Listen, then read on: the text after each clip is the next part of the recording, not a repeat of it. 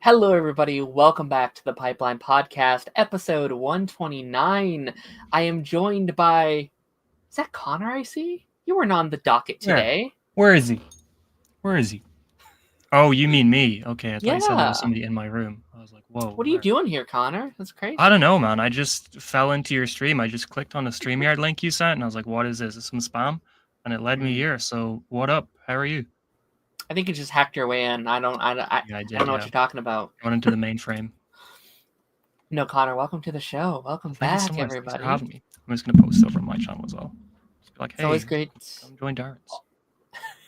Always good to have you on. We talked on your channel a couple weeks ago. We talked We did. Marvel Disney Plus stuff, We and sure did.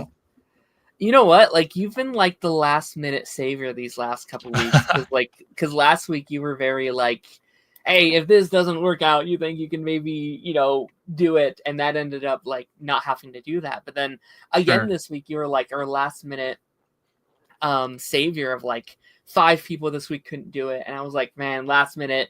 Like literally 3 hours ago, I didn't know you were on the show, and it's like, well, guess he's on the show today. He's No, helping me I out a always little love coming bit. on. It's always so much fun. Just talking nerdy stuff. It's always great. Thanks for having me. It is. No, of course. And you know what? Like I think it works out though because like I did really want to talk to you about Daredevil Born Again, which we will do later on today. But like that's such a huge thing because I feel like for so many years we've talked about the potential of Daredevil coming back Yeah. and even the journey leading up to Daredevil coming back. Just these last 3 years of them announcing it, them filming stuff, having to redo everything, refilming and marketing and trailers and the rankings, and it's like it's really cool to yeah, like officially talk about it. Later on in today's episode, we are going to be ranking every Disney Plus premiere, which is really crazy the amount that we have. I think I counted 17 seasons of Disney Plus television, which it's crazy we're at that point. Like that's half of the movie length in just a short amount of time. I don't know if you heard what we were talking about, Connor, but I think we're at 17 Disney Plus seasons of like TV, 17 seasons? something about that, That's which like what, like is, What If, like 3 seasons and like Loki having yeah, 2, and then everything yeah. else. Oh, okay. Damn. And I mean, this year alone, there's like 5, right? There's Yeah. like 5 different shows. Next year, there's going to be like, it's crazy the like trajectory that this universe has like 17. That's about halfway what the movies have at this point. And it's Yeah. only been 5 years. So it's crazy. No, it is. It's a lot. Yeah, because we got like a lot of them have like confirmed more seasons as well. Like we got what Spider-Man renewed for 2 and Mhm. 3, is it? Yep. And then Rise of Wakanda, and then X-Men getting 2 more seasons as well, is what I'm hearing. At least, yeah. It's a lot, yeah. And like And Vision Quest and Wonder Man and all that and Vision Iron Man. Quest, Daredevil season 2, hopefully Yes, more let's than go. season 2. I Like, think we will, yeah. I think we'll get a 3rd season of that. yeah, like I think they're slowing down on the TV department, but not that much, right? Like there's still Yeah. stuff incoming that's gonna be very fun. Zombies is this year as well. Yeah, Like there's a Zombies lot of always fun forget about stuff. that. Zombies has been in like development for so long that it's like a spin-off of What If season 1. Like that's such a crazy Mhm. idea. Yeah, that needs to get out. Like that needs to just like 2 years ago I said that thing needs to just come out, and it Yeah. was still months and Still months and going. months away. But yeah, no, again, thanks Connor for being here. Oh, We've of course. been I think it was actually the week after you appeared last time, we started a new segment called Creator Spotlight, which is Okay. Yeah, I've seen you um post some videos of that stuff on your yeah, channel. I've really been enjoying it. Like I've been really enjoying kind of like slowing down the episodes a little bit, introing out, having a more like one-on-one, not serious conversation, but sometimes Sure, serious sure, yeah. conversations. Um so this No one's gonna be jokes allowed. interesting. So yeah, no, it has to be serious. So this is gonna be interesting because again, I learned you were coming on about 3 hours ago while I was at Okay. work, so I didn't plan any questions out. Okay. Um, Okay. but no, let's just have like a one-on-one conversation here, really quick. Like Sure, yeah. Everest was on the show last week, which was Yep. really fun. Good friend of Saw that. ours, and like we were talking about the like kind of history of our friendship a little bit and how it's now 7 to 8 years Yeah, old it's been at a long this time. point. And I've been thinking like, COVID just turned 5, and so I've been thinking a lot about like the like trajectory of like time passing and stuff Yeah. like that. Like, I was thinking about it today at work. I feel like where we all are in our lives now are conversations we had back when we were first friends. Was like, Yeah. will we still be friends when we all have jobs and college and blah blah blah and blah blah blah? Do you feel that passing of time at all? Like, No, do you think? absolutely. I mean, like during that COVID stuff, like it felt like years just kind of flew by in like no time at all. Mhm. But then it's like I don't know that it feels like forever, and then it also feels like no time. Yeah, It feels like it flew by, but you're also like, wow, that was 5 years ago. It feels like it was like 10 years ago. yeah. Yeah, It, it it's a strange feeling for sure. Like that. yeah, Like just that. I look at like I don't know. Like I think it's like almost 10 years of us kind of all like, joining the chats and doing. And yeah, again, this is a conversation no one outside of our circle would give a shit about. But yeah, like, yeah. Sure. it is really interesting just to see how that time has kind of passed. And like I've been thinking a lot about nostalgia, and I do want to hear your thoughts on this because I have found myself in the last year, especially dabbling a lot in nostalgia properties where it's like things that I grew up on. Like Yeah, I at one point in time I started rewatching Arrow and Wizards, and I've been playing a lot of games than when I was little and Foster, and a lot of these things that I grew up on, I've been really revisiting, and I've been thinking about like, is that a dangerous road to path? And I feel like even things that I was watching during COVID, I'm like I think even that COVID era, I've been feeling very nostalgic of in a weird way. And what's your thoughts on like nostalgia as a whole? Do you think it's a dangerous road to walk? Do you think we are more? Do you think our generation is more inclined to be like into nostalgia than maybe like our parents or even a time before? What's your thoughts on all that kind of stuff? um, I don't think it's dangerous at all. I think it's good to revisit stuff that you Mhm. associate with a certain time of your life. Like when it Sure. comes to, like the Arverse or something like that. Like I think it's good to revisit it with a more adult mindset or with like an older mindset. And like see how you feel about it now. And Sure. like if if it's tied to like life experience, for like the Arverse for me, like Arrow, Flash, all those shows, like they are tied to a very specific time in my life. Okay. Like Yeah. more or less grew up with them. And so that's what it's like. It's fun to revisit stuff like that now and just see how like what you get out of them that's different. And like it's not necessarily like jumping into I don't know stuff and just having the same mindset that you used to have. It's like I don't know. Sure. This is a terrible answer, No, but you're it's like fine.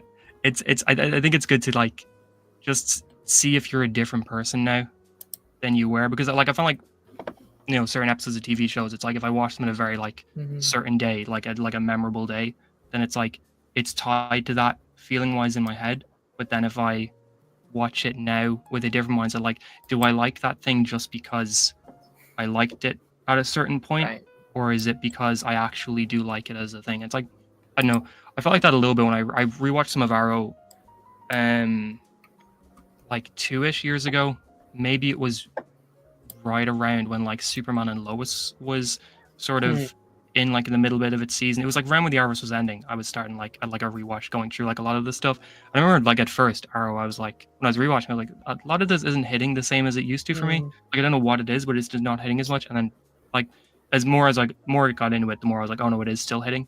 But it's good to I think revisit things that you absolutely loved if you haven't revisited them in a long time to see where you still stand with them, Yeah. and your memories will change on them as well, and they will not always be what you remember them as.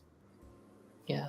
Yeah. I think like you're right. Like I think it can be very healthy. Like I kind of felt that with Daredevil recently because I rewatched Daredevil. That's something I started season 1 and 2 in that show. Like not when it first came out, but like a couple years after it came out. So it's Yeah, still recent. And like I definitely have a much larger appreciation now yeah, because I don't know if I fully understood the like deep themes and ideas that it was giving.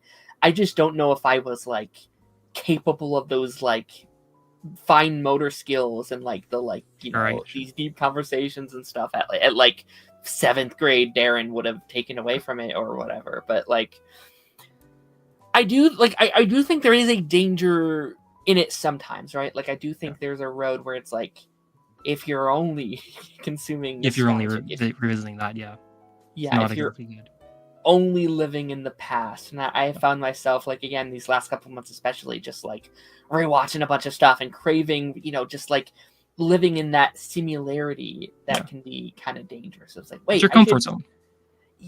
Absolutely, but it's like, do you want to rewatch a show that you've seen maybe 2 or 3 times, or do you want to explore it elsewhere? And I think like I do think like the need for some of those kind of projects are much more appealing now in an age that feels very scary for a lot of people, right? It Yeah, feels very for heading into an age. I bet it's over there too, but like especially here, like I find myself wanting to escape into familiarity yeah, due to absolutely. certain events, right?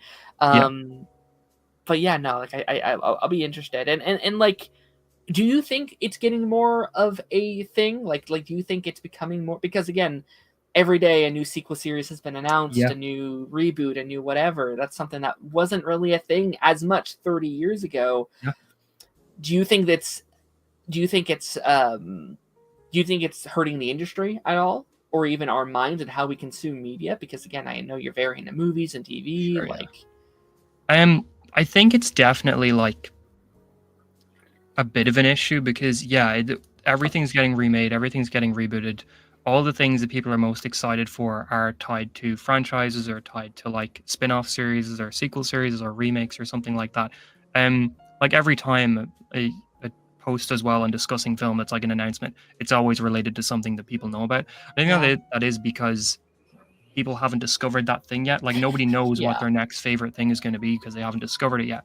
But I do think that there's definitely a problem, especially in the movie industry, because it's like movies that are not tied to franchises aren't necessarily doing well box office wise.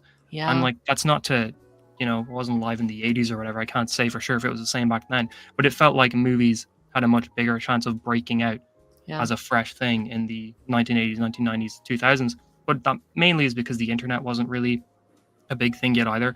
People weren't yeah, constantly talking about things. Like people could constantly see how everyone is feeling on a new movie before it comes out because of reviews or whatever. But like you'll constantly see that a lot of newer films just don't make nearly as much money as like look at the top 20 highest grossing films of all time. Almost everything on there besides franchise, yeah, Avatar and Titanic are Star Wars or Marvel or like Lion King, like Mufasa, or like the Lion King yeah, reboot, and like Toy Story and all that sort of stuff. Like things that people yeah, know and are comfy with and reminds them of certain times in their lives. yeah. Um, I think it's definitely hurt. I think it will be felt in 20 years from now when Hmm. we're reaching the Yeah, point where we've remade and we've rebooted everything. yeah, That like what can you like you can't do a Daredevil sequel series 20 years from now featuring Charlie Cox yeah, and Vincent D'Onofrio unless it's like a Logan-esque thing. You can't do like you can't remake a live action Lion King again, because we've already done like you could, but yeah. it's already been done. Like the reason why I think Twice, the yeah. Lion King, yeah, it's already been done twice. The reason why the Lion King film did so well was because it was sort of a new thing. Like Hmm. I don't see a second Lion King live action film doing as well as the first one because we've seen it. Right. Um, so I think it's going to be felt in 20 years. But that could also mean that it's going to be a revival of new, fresh things where we've seen Yeah. everything done again. So everyone's just Right. looking for new things to make and looking for new things to invest in. Yeah, it's hard. Like, this is a conversation I've had on here many times, but like, it is just so hard. And like, again, weird problem with it. Like I do the same thing where it's like, it is hard to get invested in a new thing without some kind of like big gimmick, right? Yeah, absolutely. Like Mickey 17 just came out, and like I found myself being like, I don't know if I want to see Mickey 17. And then I had to be like, why? Why don't you want Yeah. to go see Why that? don't I did. be It your was next very, favorite very thing? good. I loved it. Again, I loved it. I'm really glad I saw it. But Yeah. like, there's the back of my mind that's like, I can wait to streaming. I don't need to see it right Yeah. now. But if Thunderbolts came out tomorrow, I'd be there first day, first seating, because the things I like, it's comfort, right? Yeah. Um, and it's hard. Like, I've had this conversation with people who are like, well, like, why don't studios make new things? And it's like, because we've told them we don't want new things. Yeah. They make thousands every year. We don't go, but we see the Marvel movies and the Star Wars and the Disney and reboots, and that's what we D23 last year was a big thing. Everybody talked about, you know, Incredibles 2 or Incredibles 3 and Toy Story 5, and those were announced, and all the people were like, "Where's the new Pixar movie?" And it's like, they announced it. They announced you didn't see Hoppers, right? They Yeah. they have Elio. They announced new things for that movie. You didn't give a shit. You didn't care, right? So it's tough. It's really, really tough. And I agree. I think we're gonna. And again, as much as I like those kind of movies, I do find myself defending them to a point, right? But I think we're gonna see, and it does become a little tiring sometimes. It was like every time I open my my Twitter, it's like a new reboot has been announced, a new sequel has been announced. It's like, all right, let's see how it goes. Especially with shows now too that bug me, because it's like they revive these shows, but then they don't finish them. That's the thing. Like there's no endings anymore.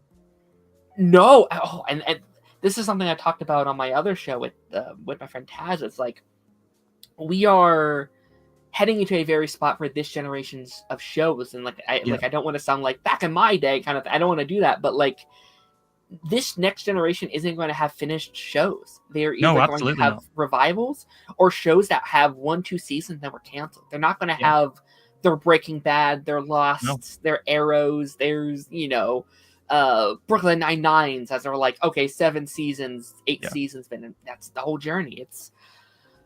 It's a scary place, you know. We get some of that. Like Severance is like the next sort of Lost in a lot of ways with the mystery. But the thing is just it used to be you'd have 10 brand new shows every year that were like huge big things. Like Breaking Bad, Lost, Dexter, Mad Men. All these shows were airing like around the same time. Like there was one of the Emmys one year was like Mad Men, Breaking Bad, True Detective, like all of these greatest shows of all time sort of thing. And you don't get that anymore now. Like people don't, like we very rarely get that thing. Like Severance is one, but everyone's talking about Severance. What other big brand new show that's not attached to a franchise or anything else are people talking about? People are talking about Reacher right now. Sure, that's in 3 seasons. It's also based on a book that has films as well. Like it's a known thing. Invincible, based on a comic book. Daredevil, a revival of an old show and also based on a comic book. Like everything Shogun, that's based on a book. Yeah, exactly. Shogun. And Shogun's also getting more seasons, even though like that's the thing. Shogun ended, but because it did super well, they're going to keep it going, and it's going to be kind of a thing where it's like things don't get endings anymore. Like you can never just accept that something's over because you can expect that if it's successful 5-10 years from now, they're going to get the cast back together and do a sequel series or something, or like revive it or bring something back. Like Dexter, we were talking about this earlier. It's got like 3 spin-offs. You know, that show ended 15 years ago. It's huge. And even like, and I'm talking about Breaking Bad as well. Breaking Bad also got Better Call Saul, which I prefer Better Call Saul to Breaking Bad. But Better Call Saul had like so many scenes set after Breaking Bad where it felt like we'd watched the end to a lot of these characters, and now they're back in Better Call Saul. Most of them, like very briefly, and El Camino as well, being a follow-up to Jesse. There's no real endings anymore. Like, El Camino was sort of an ending for Jesse's character, but what's to say 10 years from now we're not going to get an El Camino 2 that brings Jesse back and sees what he's up to? It's and it all ties back to nostalgia. What you're saying, it's like we're living in the past and we're too afraid to move on from the things we're comfortable with and the things we like. Yeah, it's tough. It's tough to say goodbye. Like I had this a little bit with when Cobra Kai ended a couple weeks ago, where like I actually took that very hard. Like I think it was one of the hardest I've had with ending a show. Not necessarily just Cobra Kai, just because it's like, because I've been watching those Karate Kid movies like my whole life. Like those are some of my early movies I'd watch with my mom. And like as we're ending these character journeys, I found myself like I was getting really emotional, because it's like I'm saying goodbye to these characters I've been watching my whole life. But then in the back of my head, it's like, it's fine. I have the movie coming up, and we have potential spin-offs. Johnny's going to be back for sure at some point. I was like, I can have this and this and this. And it's like, but you shouldn't have to need that. You should be able to say goodbye. I think that's very important, to have your journey. It was a great journey, and then be able to say farewell. It's a very important lesson in life to say goodbye. So...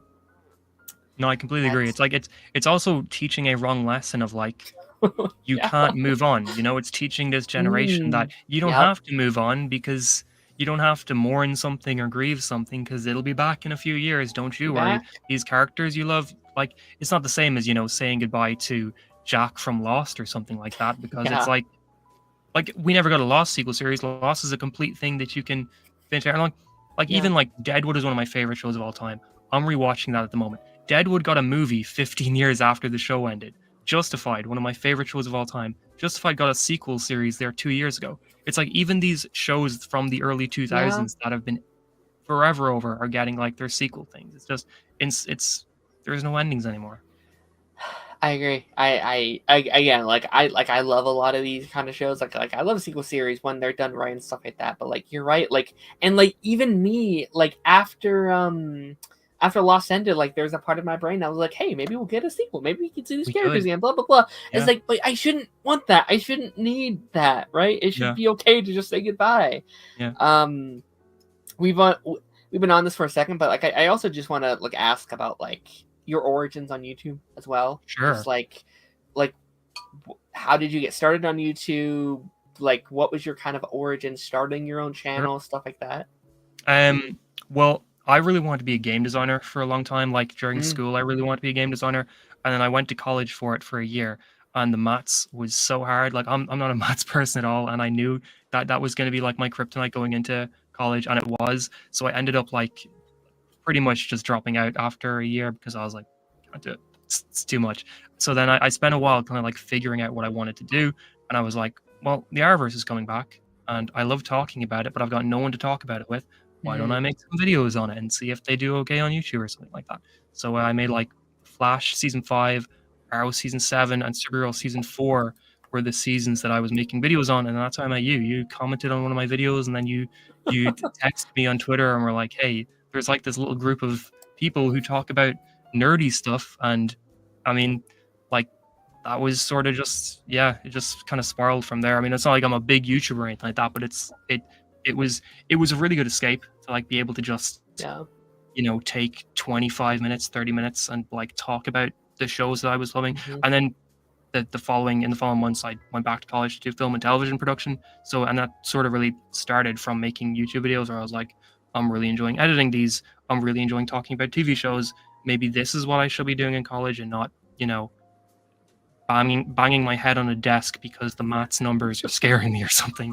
But yeah, that's how I met all you guys. You, Everest, Luke, Adriel, and Braden. It was great. It is crazy just like the lead up events of that group of just like this having to happen for this to this and this and like for me like the like that like domino effect was like crazy. Like I probably would not have not big channel whatsoever, but like I probably would have stopped uploading ages and ages ago, like if it wasn't for like a group of everybody making content Yeah. at the time and like everyone kind of doing their own thing and blah blah Yeah, we blah. were Which supporting each other. It was great. it was yeah, that was a really very fun era. That was really cool. But we're gonna be hopping into some news stories here. I have about 4 news stories I want to go over today. Connor, you pick. Should we start with a Disney story or should we start with a Marvel Disney story? or Marvel. Well, Marvel is Disney now, so Yes. um, it's up to you. Yeah, I'm not a big Disney guy, so I'll leave it up to Mm, you if like you think that this is something that you really want to talk about first, or you mm. want to do Marvel first. Let's start with some Disney. Okay. We talked about this, or I mentioned it the other day, and like this is one of the more interesting stories of the week, in my opinion. Oswald the Lucky Rabbit series is in the works for Disney Never Plus heard of with him. Jon Favreau. So this is interesting because Daniel RFK, right? He's known for leaks and whatever. He had made a post that said, like days before this had come out, that Mhm. Disney was going to launch also the Lucky Rabbit show, and it would be the first start in this is his words, a Mickey Mouse cinematic universe. That's what he said. And I saw that. MMCU. I was like, bullshit. That's the stupidest thing I've ever seen. Why would they make a Mickey Mouse cinematic universe? 2 days later, disgusting film was like, Oswald the Lucky Rabbit's in the works for Disney. Jon Wow. Favreau, hybrid CGI animated thing that we're doing. How much do you know about like Oswald the Rabbit? Like, I assume you're not well Never versed heard of in him. like. Yeah, Okay, no. I cool. I know Mickey. I know Goofy. I know Okay. Pluto. I know Minnie, and I know Donald, and Gotcha. I know Daffy, and that's it. I think. Daffy's Warner Brothers, but you're on the right track. Is Daffy not like Donald's like No, Daffy's like Looney girlfriend or Tunes. something? Oh, No, you're thinking Daisy. Daisy is Daisy. There Donald's you go, girlfriend. Daisy Yeah, Duck. there you Okay, go. okay, there you So go.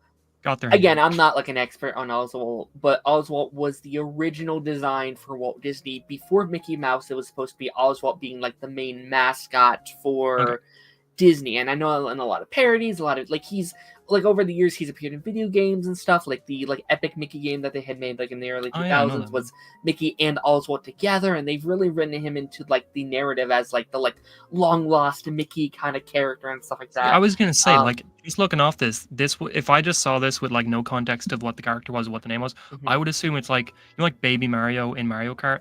I would assume it's like a baby version of Mickey Mouse. Is where my brain would go.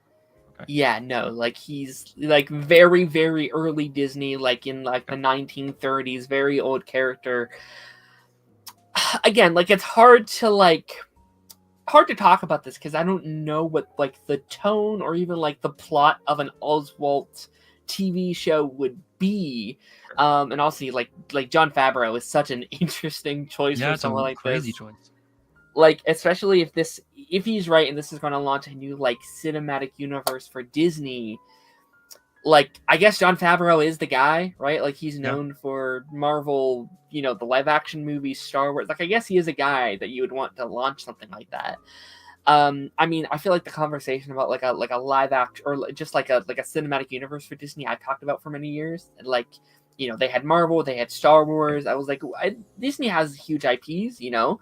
I was like, I wonder why they never tried something themselves. I mean, I know you're not as into Disney, but like the idea of a Mickey Mouse or even further a Disney cinematic universe, like is that? I know we just talked about like franchises and like nostalgia and stuff like that, but like, is that anything that would interest you at all? Like, is that? I can't see myself watching it. No, maybe if like it came out and they were like, oh my god, this changed cinema. This revolutionizes everything. Right. If you don't watch this, you're an idiot. Maybe then I'll watch it. Wait, so it's like Steamboat Willie. Is that Mickey Mouse or is that Oswald? That is Mickey Mouse, yes. That's like the earlier I've seen version. Steamboat Willie. Okay. Yes, and this came out before Steamboat Willie. Like he was kind of in the it's that early. Like it's What up, Darth? How's it going, buddy? What's up? But yeah, no, it's interesting, and like again, like if they said a Disney cinematic universe, I could be like, okay, I can see where you would build that up. I'd be interested. Mickey Mouse cinematic universe is where it's kind of tripping me up because like what does that even mean? Like but that's interesting though, because I feel like Mickey isn't in. I can't think of a film that's like a big live action, or not live action, but a big budget film that is like Mickey Mouse. Like for such an iconic character, I can't really think of that. Fantasia is the only proper Disney movie he's been in. And that's I'm actually very glad you brought that up because that's been a big thing, is that they never wanted, like people have pitched like Mickey Mouse, like theatrical movies in the past, but they didn't want to ruin the IP image, right? Like if you put out a Mickey Mouse movie and it's bad, you've kind of tarnished their icon, their image, which has already kind of happened because he's now like the symbol of like capitalism and stuff like that. Yeah. But like I can understand why they didn't want to like Minions it or like SpongeBob it and ruin their iconic brand, right? An air of mystery surrounding him. So yes, absolutely. So they've stuck with him in like the little animated shorts or specials or whatever. So if this is true and they do like properly do like a Mickey Mouse movie or TV show, whatever, like, oh, that could be a big change. And maybe they're doing it. I do wonder, and this might be something that you might be able to talk about.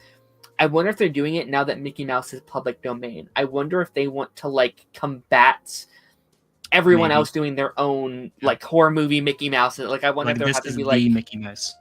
This isn't your fan made stuff. This is the one. Yep, which is the same reason I want them to do like a new Winnie the Pooh movie, because now there's like 3 different like evil Winnie the Poohs out there killing people, and it's like, do your own thing to like redefine. I don't want 15 years from now Winnie the Pooh, because I love that franchise. I love that, like I grew up on those. I don't want it to be known as like a scary image for people. Like I want it to stay very wholesome and fun and stuff like that. Yeah. So do you think this is something that there would be like an audience for? Like, can you see this doing well in like box office wise? So this one's a TV show, which is interesting that they would launch with like a Disney Plus show. Okay. So I am wondering, does it stay there or does it move in movies and TV? Yeah.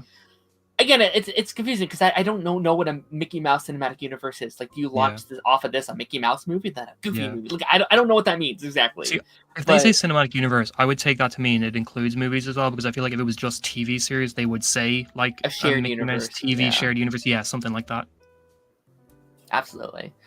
Darth, jumping into our main topic for the day. Moon Knight, Loki, and Daredevil had the best premiere episodes for sure. I Moon Knight already. and low-key Daredevil. I would say Moon Knight and high-key Daredevil. Oh, yeah, low-key Daredevil had a pretty good one. All right. Our next news story here. Our first real big piece of news on Spider-Man 4 in quite a long time. Yeah, I saw this. Sadie Sink has joined the cast of upcoming Spider-Man 4. Now, Sadie yesterday Sink was of such hit series Stranger Things. Stranger Things. Now, yesterday was very fun because like everyone and their mom was like, because like usually when there's like a casting for a new Marvel actor, normally there's like one or two people or like characters like, it's probably this character, it's probably this one.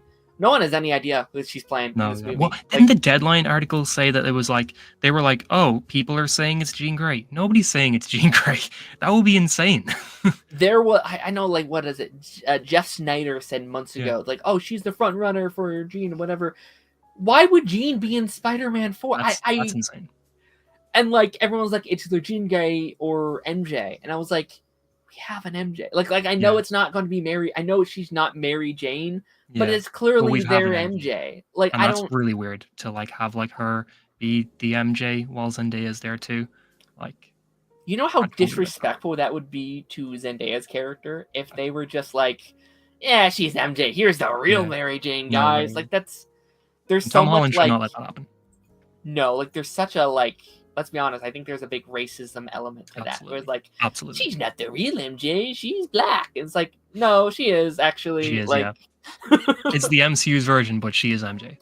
Yeah, like I hope in Spider-Man 4 they're allowed to say it because I think they need to officially like, no, she is our Mary Jane. Oh, like you know, you creeps out there. She is that character. Yeah. I've seen some theories on her though. I've seen like for Sadie Sink. I've seen some people say that like it could be Tobey Maguire and Kirsten Dunst's daughter, Mayday Parker, if they're still going like the multiverse route. Oh. Which I'd be okay with that. Like as long as they don't just bring her in as like a multiverse MJ or like the new MJ or something, I would be okay with it. That'd be fun. I that didn't even cross my mind. Like, yeah, I think people are like talking a lot of like love interest characters like a Gwen Stacy or whatever, and I was like, there's a, not to say you necessarily couldn't, but there's a pretty decent age gap between Tom Holland and Sadie Sink. Yeah, Tom Holland's almost 30, she's 22, right? It's a big jump. It's a pretty big jump, and again, not saying you have to have these characters be love. Like you can do Gwen Stacy and not be a love interest. Like you can technically do that, I feel. Yeah. But I don't think it's Gwen Stacy. I don't think it's Felicia. I don't think it's any of those. I think the best theory I've seen is, what is it? Firestar, right? Yeah, Firestar. Yeah, I've seen that too. I think that's the best one I've seen so far. Because she was introduced in Spider-Man as well, I think, in the comics. Firestar. Yeah. Yeah, she's part of what? It was like Spider-Man and His Amazing Friends, or whatever. It was like Firestar, Iceman, and Spider-Man, I think, right? So, that's the best one I've seen. I mean, do you have any other theories, like on where she could fit in? Well, I saw this person theorize on Twitter, and I think I agree with them, is that this could be Harry Osborn. And that I think that's the best theory I can come up with. It's better than anything I could think of. No, I mean like the main ones. I think it's either Gwen or Firestar. I think those are the two ones. Those are the two ones. Sorry, that it's going to be. I don't think Marvel would like be crazy enough to have her be MJ or have her be a multiverse version of MJ, because that's so disrespectful and shitty. And I feel like they're not going to do that. There's somebody at some point in the script process or the casting process would have stopped that and been like, no, this is insane. You can't do that. Oh yeah, I mean, like Tom Holland's like producing the movie. Like he has so much like creative control over it now, and I would assume Zendaya also. Like I bet they would read the script, being like, "Wait, they're replacing me?" They would never let that happen. Yeah. I do think the Jean thing is funny though, because like I don't think it's Jean. That'd be crazy. But also, you had like Red Hulk in like Captain America 4 recently, so it's like like it'd be a dumb decision, but they also make just like weird decisions like that a lot, where it's like these characters that aren't typically in these kind of stories are in the story for some reason, right? So while I do not Young think Jean that as you well. Like that would mean the X Men are going to be really young, really like when young, they do them, because Jean Grey has to be one of the older X Men. I feel like because yeah. teaching and stuff Well, like that. I mean, I actually wouldn't mind a really younger X-Men, to be honest. Sure, Like sure. I think like I don't know if you've seen it, but like I think an X-Men Evolution could work very fun. I don't know if you've seen that show, but that's I've like seen bits of it. it's like Storm, Yeah, Xavier, and Wolverine are like the like teachers of the group kind of, and everyone yeah, else are like teenagers. yeah. I'd be okay with some teenage X-Men. I think that could be very fun. Okay. It just depends where we are in the timeline, right? For us to play it. Would be Yeah, it's like, are the X Men slowly evolving, like in the MCU, or when we come back from Secret Wars, is it going to be that the X Men are established and they're just part of this universe now, and we're dealing with them, or is like, are we going to see the origins essentially? Like, what are they going to do? absolutely, absolutely. Yeah, moving on to our next story here. This is another Disney themed story. So I don't know if you'll have much to say about this, but I do want to Sure. at least talk about it. Lilo and Stitch. Oh yeah, I Uh, saw everybody talking about that. New trailer for upcoming Lilo and Stitch has been released. Now, Yeah, have you seen that original movie at all? I've seen the original film and I've seen some Okay, of the original series, not all of it. I okay, don't think. Like very amazing. like childhood, like 20 years ago, probably not even like 15 to 16 years ago, probably. Probably came out at like the perfect time for you then. So, Yeah, it you would have were been early probably 2000s, mid it. 2000s. It came out in 2002, it came out the Yeah. same month I was born. So Oh, it damn. is Okay. 22 years old, Yeah. and like I've been feeling I don't feel old this year, but like I'm starting to feel that, like we talked about the like whole nostalgia thing. Yeah. This came out when I was born. How to Train Dragon came out when I was young. Like they're now rebooting like my generation, or at Yeah. least Yeah. like the generation right above me, shows and movies and stuff like that. It's like, wow, that's kind of crazy. That is crazy. Did you like it? The I remember OG liking it. movie? Yeah, I remember like we had. It wasn't like the normal Disney Channel, like it wasn't like the US Disney Channel, but we had a version of Disney Channel here that would never be. It was weird. The Irish version of Disney Channel was on this thing called Sky, but they Hmm. wouldn't. And even though it was a Disney Channel, they weren't allowed to show like the new things that had just come out. They'd always be like a couple years behind because it was still in that weird era of like if something comes out in the US, you're past to wait ages to see it. So like we'd have so like I would see the animated series, the animated movie on the channel, but it Hmm. would have been at least 3 or 4 years after it had come out in the US, sort of thing. But I definitely would have seen them because it was like all them, like the first two parts of the Caribbean movies, Recess, all that sort of stuff would have been airing around the same Sure. time on this channel for me. So I would have like seen all that sort of stuff together. Yeah. Yeah, I have a very I think my first memory with like Lilo and Stitch was like me at my cousin's house watching the Lilo and Stitch the show and the Yeah. Kim Possible like crossover episode, and Oh just being yeah, like, yeah, what a weird combination this was. But yeah, like, yeah, no, like I grew up on this movie a lot. It's a classic. I think it's a fantastic movie. Um, one of them that I actually said I was kind of okay getting a reboot of, though. Like I had said years ago, like out of all the movie Disney movies to reboot, I think there's a lot of potential with Lilo and Stitch. It's such a giant world. There's so many different yeah. planets and aliens and concepts that you can really dive into. So I was very excited about this one. And then originally it was announced to be like a Disney Plus movie, and I was like, well, that's a shame. Why would you That do is a shame. that? This seems And then more they high budget than a Disney Plus movie, just from what I've seen, like the screenshots. Yeah, no, no, it does, and I'm glad they made that change to make it Yeah, a theatrical release. I think, and I bet Bob Iger came back in and was like, put this in theaters Hmm. because I think this could be What a are you billion doing? dollar movie. Yeah, I think but this. not to sidetrack for a sec, but I think Mhm, like go ahead. Disney Plus have learned their mistakes from like Yeah. the or like Disney in general have learned their mistakes. Like there was a year or two after COVID where they were just putting a lot of things on Disney Plus that I think they've now learned will do well in theaters. And so I think they're just in general rolling back that whole Yeah, strategy. it's like I was not a fan of Moana 2. I thought that was a huge downgrade from the first one. Sure.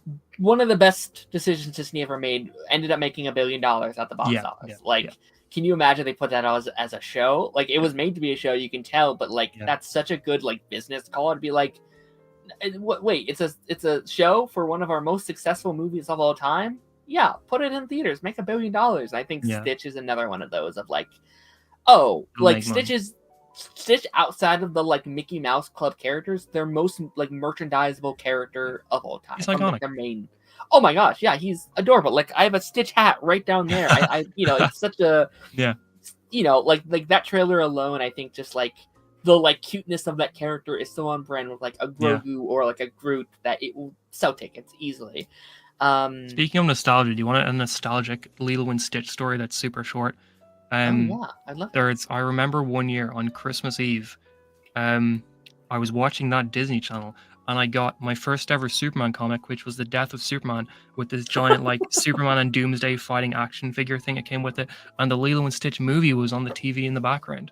I remember like battling them out in front of the TV. It was so fun. Hell yeah.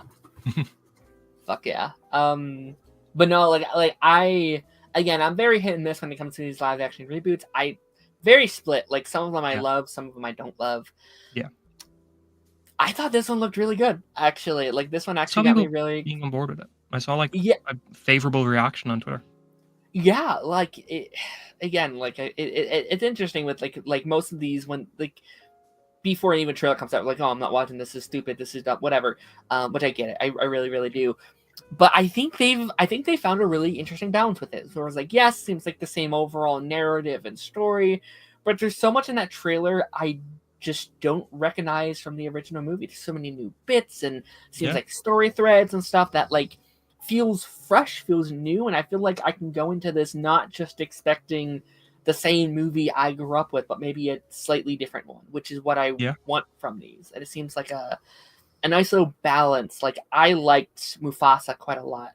Like I know a lot of people did not, but I liked that movie quite a lot because it was such a fresh story. It was a story we haven't seen before. It's something new, and I will automatically love that more than like a 2019 Lion King or Beauty and the Beast. That's just like doing the same movie again, which is in live action, right? Yeah, no, I completely agree. It's always good when they actually put something, like put their own spin on it, rather than just rebeating the same plot threads. Absolutely. So yeah, I'm excited for this. It's interesting, just like very quickly, like the marketing for this movie has also been very weird because this comes out in about 2 months, and this was like the first 2 months. I thought this was like a July or something release date. It's May. It's end of May. Damn, okay. Which I don't know why they put Snow White and Stitch right now, because Snow White's next week. Yeah, it's this month, and then this is 2 months following. It's like, why? Like, why not put this out in August or something? Like, or push Snow White back to end of the year, maybe fall, and have this be Snow White feels like a Christmas film, you know? I'm surprised it's coming out in March. I feel like I know Avatar's coming out this year, so they'd never do it. But like in a year where Avatar wasn't coming out, I could feel it being like the same sort of time frame as Moana 2 or Mufasa were. Or even like a Thanksgiving, I think could have been cool too. Yeah. But yeah, no, I'm excited now. I'll probably see it. Our final news story here. I'll definitely see it. I was like, whoa. Had to put the people on their feet. Sure, yeah. I just added this in here at the end, when I found out that you're coming on today, because I watched your video on it today, and I was like, you know what? We'll talk about it a little bit more. I want to talk about it. Thank you. The Defenders. Yes. In the last week, there's been a lot of rumors and people saying, hey, the Defenders are coming back for Daredevil Born Again. Finn Jones' Danny Rand is going to be leading the new Avengers in Avengers. Hell yeah. Do you believe this rumor theory? Do you think they're coming back next season? So, I don't know. I said in my video that I'm like conflicted on it, because the source of the rumor is that guy Alex Perez with the Cosmic Circus, who did that. Remember last week there was that huge article where like he was just saying everything about every single Marvel character apparently, and was like, this person's coming back, this person's not coming back, this person, and I'm like, how would this guy know? But first off, like he was saying things like Moon Knight is not going to be in Avengers 5 or 6 because they're saving him for Midnight Suns. Like, we don't know Midnight Suns is happening. It doesn't exist yet. Yeah. Nothing about it. Why would they be saving the character for a film that probably doesn't exist? And it was in that exact same article that he said the Defenders were returning and that they were probably going to get their own show after they return. But it's like that nobody really, I think because the article was so huge, nobody really saw it until a few days after the article came out that he actually mentioned Defenders in the article. But part of me thinks it's got validity to it because we know that the new showrunners are pretty much completely leading season 2, and that the new showrunners Oh, absolutely love the Marvel Netflix stuff. So I yeah, think it's possible season 2 just feels like a season of Netflix where we've got all these references crazy. to like in the one scene that was properly done by these showrunners, that the only scene that was just fully completely done by them where they had full creative control this season was the first 8 minutes of episode 1. In that 8 minutes, we get Karen, Foggy, Bullseye, a reference to Harlem's Paradise and a reference to Jaren and Hogarth. Like that's a lot of Marvel Netflix stuff. And then we're gonna see what this means in episode 8 and 9 when they once again have full creative control and see what they do there. But I think it's not out of the realm of possibility that season 2 has all of these characters in it. But part of me is also like, I don't know if we could just expect Jessica Jones, Donnie Rand, Colleen Wing, Luke Cage, Frank Castle all to be in Daredevil Born Again in season 2 out of Yeah. nowhere. I think what's more likely is we will get a slow lead in. So it'll be like Hmm. Jessica shows up next season. If we get a season 3, maybe maybe we get a Luke Cage reference next season as well. Yeah. And season 3 is where actually Luke Cage comes in or something like that. I don't think they're just going to drop all of these characters on us at Yeah. once. We'll definitely like slowly build up to it. Yeah. I mean, if they are, we'll find out soon, right? Because they're filming Yeah, right like 4 now. weeks, 5 So weeks. Oh, yeah, sorry. Yeah, for like the filming. Yeah, we'll know. Yeah, like they'll start popping out, right? yeah, they So will. yeah, I don't know if I believe this directly, but I feel like it's somewhat true to a point. Yeah, Like maybe they will like yeah, like maybe it's Jessica, right? So like maybe there's a scene of like Jessica, Punisher, and Matt, and it's like, oh, that's yeah, the Defenders, and it's like, well, yeah. it's not really, right? No, see, that's another thing because he said in it he didn't name anybody. He said Mhm. the Defenders are returning, but he didn't Mhm. name the characters. Yeah, So that could mean anybody. okay. That could just mean like a Defenders team. It's a new one, yeah. Yeah, Which, man, I feel like if they announced like a big event Defenders project, yeah. that would get me more excited than like Avengers 5 or 6. Like No, that would in scare my head, like, and I know not all of them would be into comics, but like if you just did like a street level event with all these characters, like if you have like Matt, Jessica, Luke Cage, maybe Iron Fist, and then you throw in like Spider-Man, me. Yeah, Echo, the Hawkeyes, like I think Punisher, I think that'd get me more excited than anything Avengers 5 is doing right now. Like I would agree. that's so exciting. Like, and I feel like many people would agree. I think like the Spider-Man stuff, the Hawkeye stuff, the Defender stuff. I think that's where a lot of the excitement is in the MCU right now, and I think they're realizing that, and I think Yeah. that's very cool. Daredevil feels like, along with Deadpool, they feel like the two things that have really, really, really reignited the Mhm. MCU in the past 2 years, I would say. And those two things are digging into franchises that people thought were dead. Mhm. So I'd also argue Agatha. I think yeah, Agatha, sure, sure. which crazy, Agatha did better in viewerships than Did see that, yeah, Daredevil with did. Daredevil. Yeah. That's That is surprising. crazy. That is really surprising to me. Maybe it's the rating things though, where it's Maybe, yeah, like Daredevil is a very like limited audience. So sure. for a Like a lot of families TVMA, being did like, very "You're not well. watching that." Right, for sure. Yeah, no, I'm excited. I hope they return. Excited to see kind of what they do with these characters going forward. I think they all will slowly. Do you think we get like? And we talked a little bit about this on your show. Sure. Do you think these characters get like revival shows? Like, do you think we get Jessica Jones season Um, 4, Luke Cage season I 3? personally don't think so. I even think a Heroes for Hire show that sort of combines the two of like Luke Cage and Danny Rand and stuff like that is probably unlikely. I Sure. think like Jessica Jones is popular, Luke Cage is popular, Danny Rand is not as popular but still Mhm. popular. But I don't think any of those have the pulling power in current Marvel to get people excited for an Mhm. entire show about them the same way that Daredevil does, or the same way that Daredevil. Punisher does. I Right. think the most we can hope for is like them appearing in other places. But I think Mhm. like a Luke Cage or a Danny Rand like solo show would probably have the same sort of impact as, I don't know, like unfortunately like a Miss Marvel or like a She-Hulk or like a Moon Knight or something like Sure. that, where sure they're popular and people like the characters and they want to see them again, but there's a reason why none of those got an immediate season 2, while Right. shows like Loki did or shows like Daredevil is. Yeah. No. I agree. Like, I think it is a hard pitch. I think Jessica Jones could be done. Like, I think Yeah, Jessica I Jones think it is a could as well. popular enough character, especially if you reintroduce her via Daredevil. Like, you would like reset these characters up and bring them into the new audience. Yeah. I think they're like, I think these shows are at least conversations. I would not be shocked if they're at least having those conversations.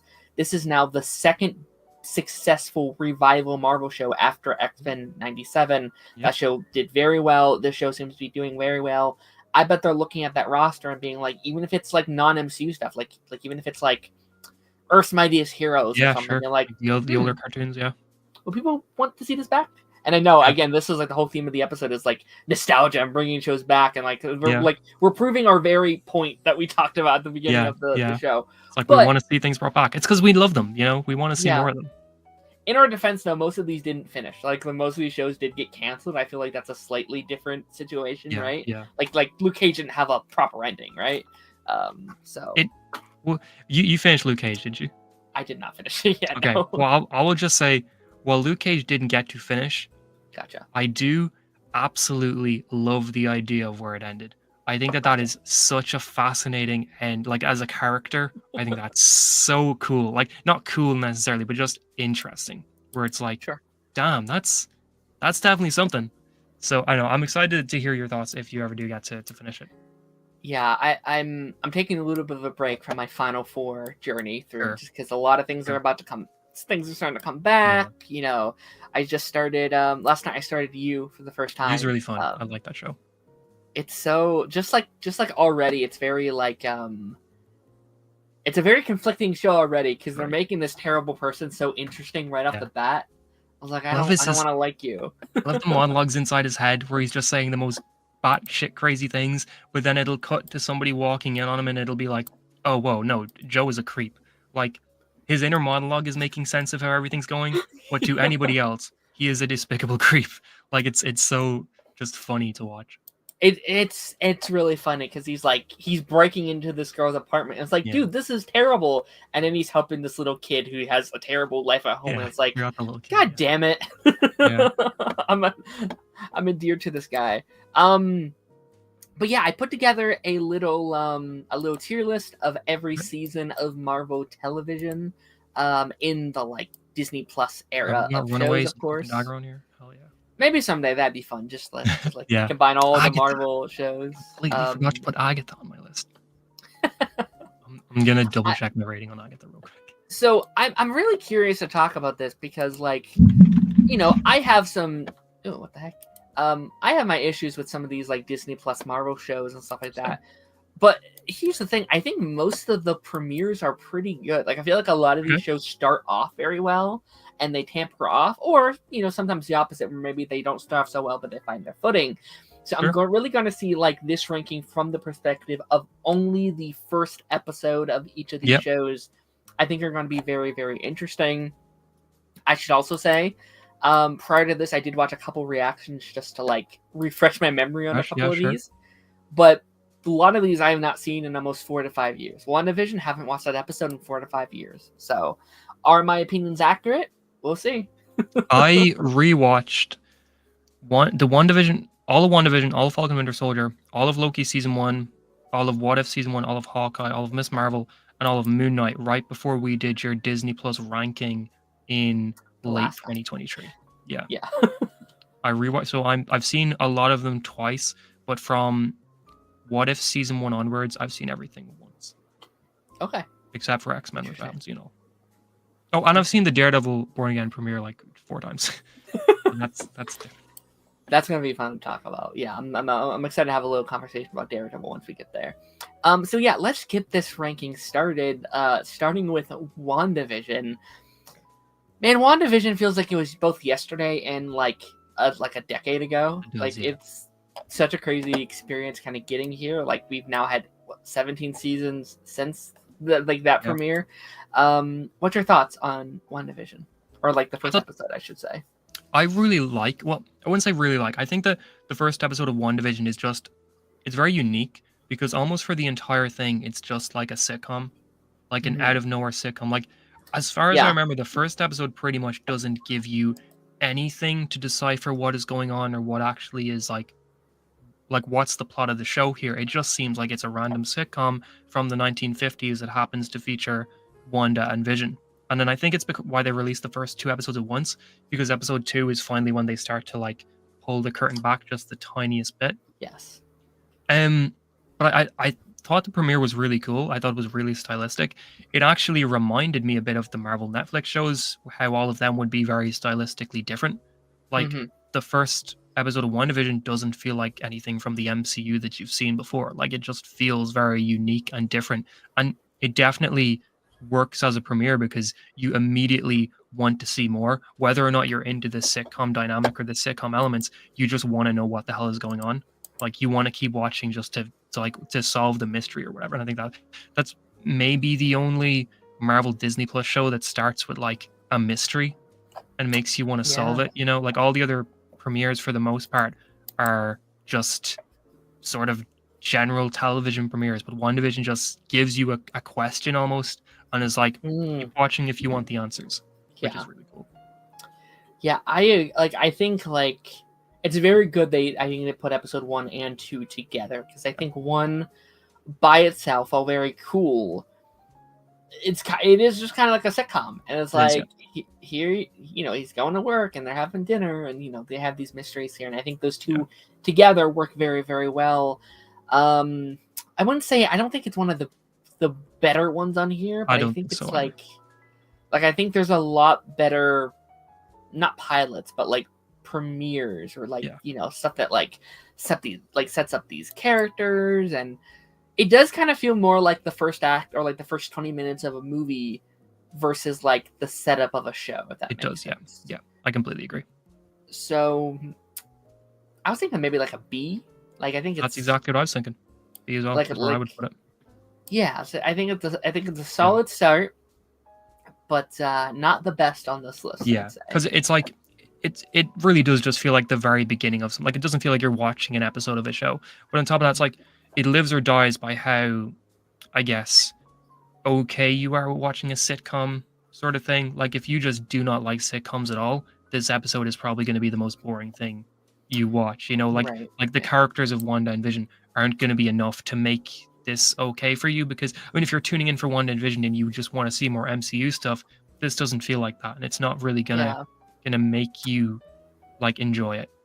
Yeah, in many ways I think it was kind of ahead of its time, because I feel like at the time everyone wanted more of like the Falcon and the Winter Soldier, which is very like traditional Marvel formula, which I think it does that well. You know, we get to that in a second, but like I think things like WandaVision and She-Hulk and like Internals were like, oh, we're changing the formula of how we make it, and it's like people were like at the time we're like, well, we don't want that. Where's the big fight scenes, and where's the blah blah blah blah blah blah? Where's Spider-Man? So where is he?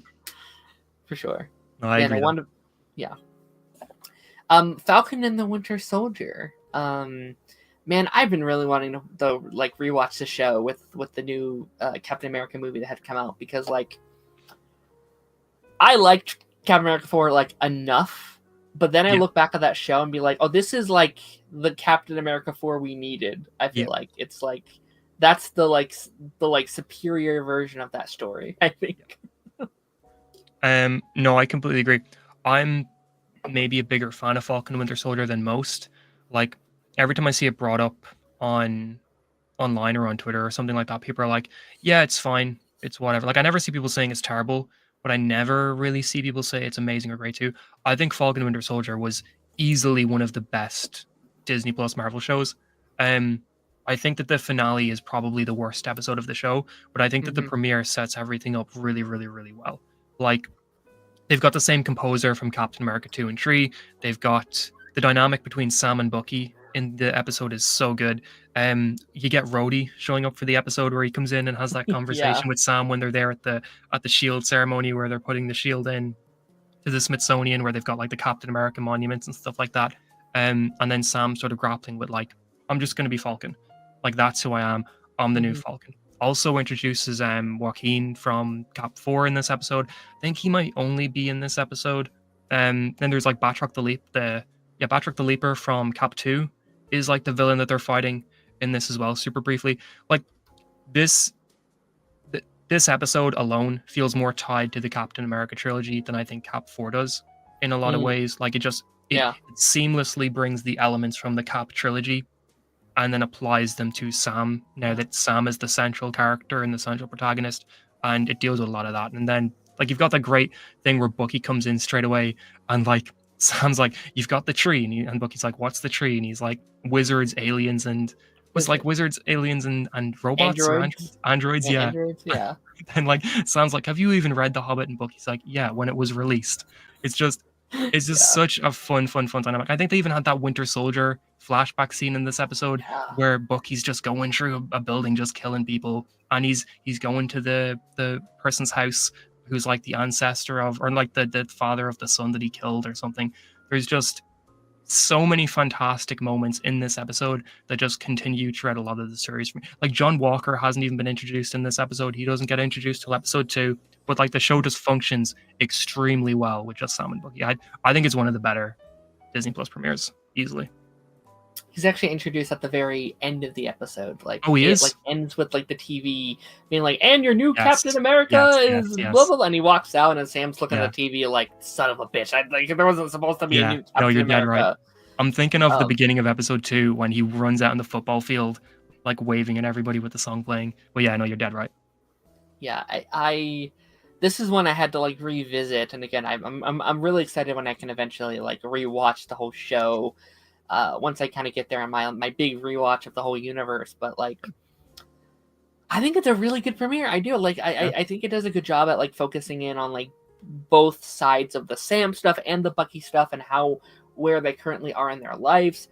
One of my favorite scenes in the whole show is in this episode where it's like him and his sister, Sam and his sister, like at the bank thing, and just like that's such a cool exploration of that world that I wanted more of in Phase 4, of like the consequences of the snap and being a hero, being like, "Hey, we'd love to give you, this loan, but like you've been gone for 5 years, you haven't been gaining money," and it's like, how can I gain money? I didn't exist for 5 years, and it's like, sorry, and it's just like a proof of like not necessarily like a corrupt system, but a broken system that was not up for just half the world coming back in like a day. Like that stuff is so interesting, and like superheroes don't necessarily get paid. They're doing it because they are heroes, and what does that mean for their families? What does it mean when they need the extra money for stuff?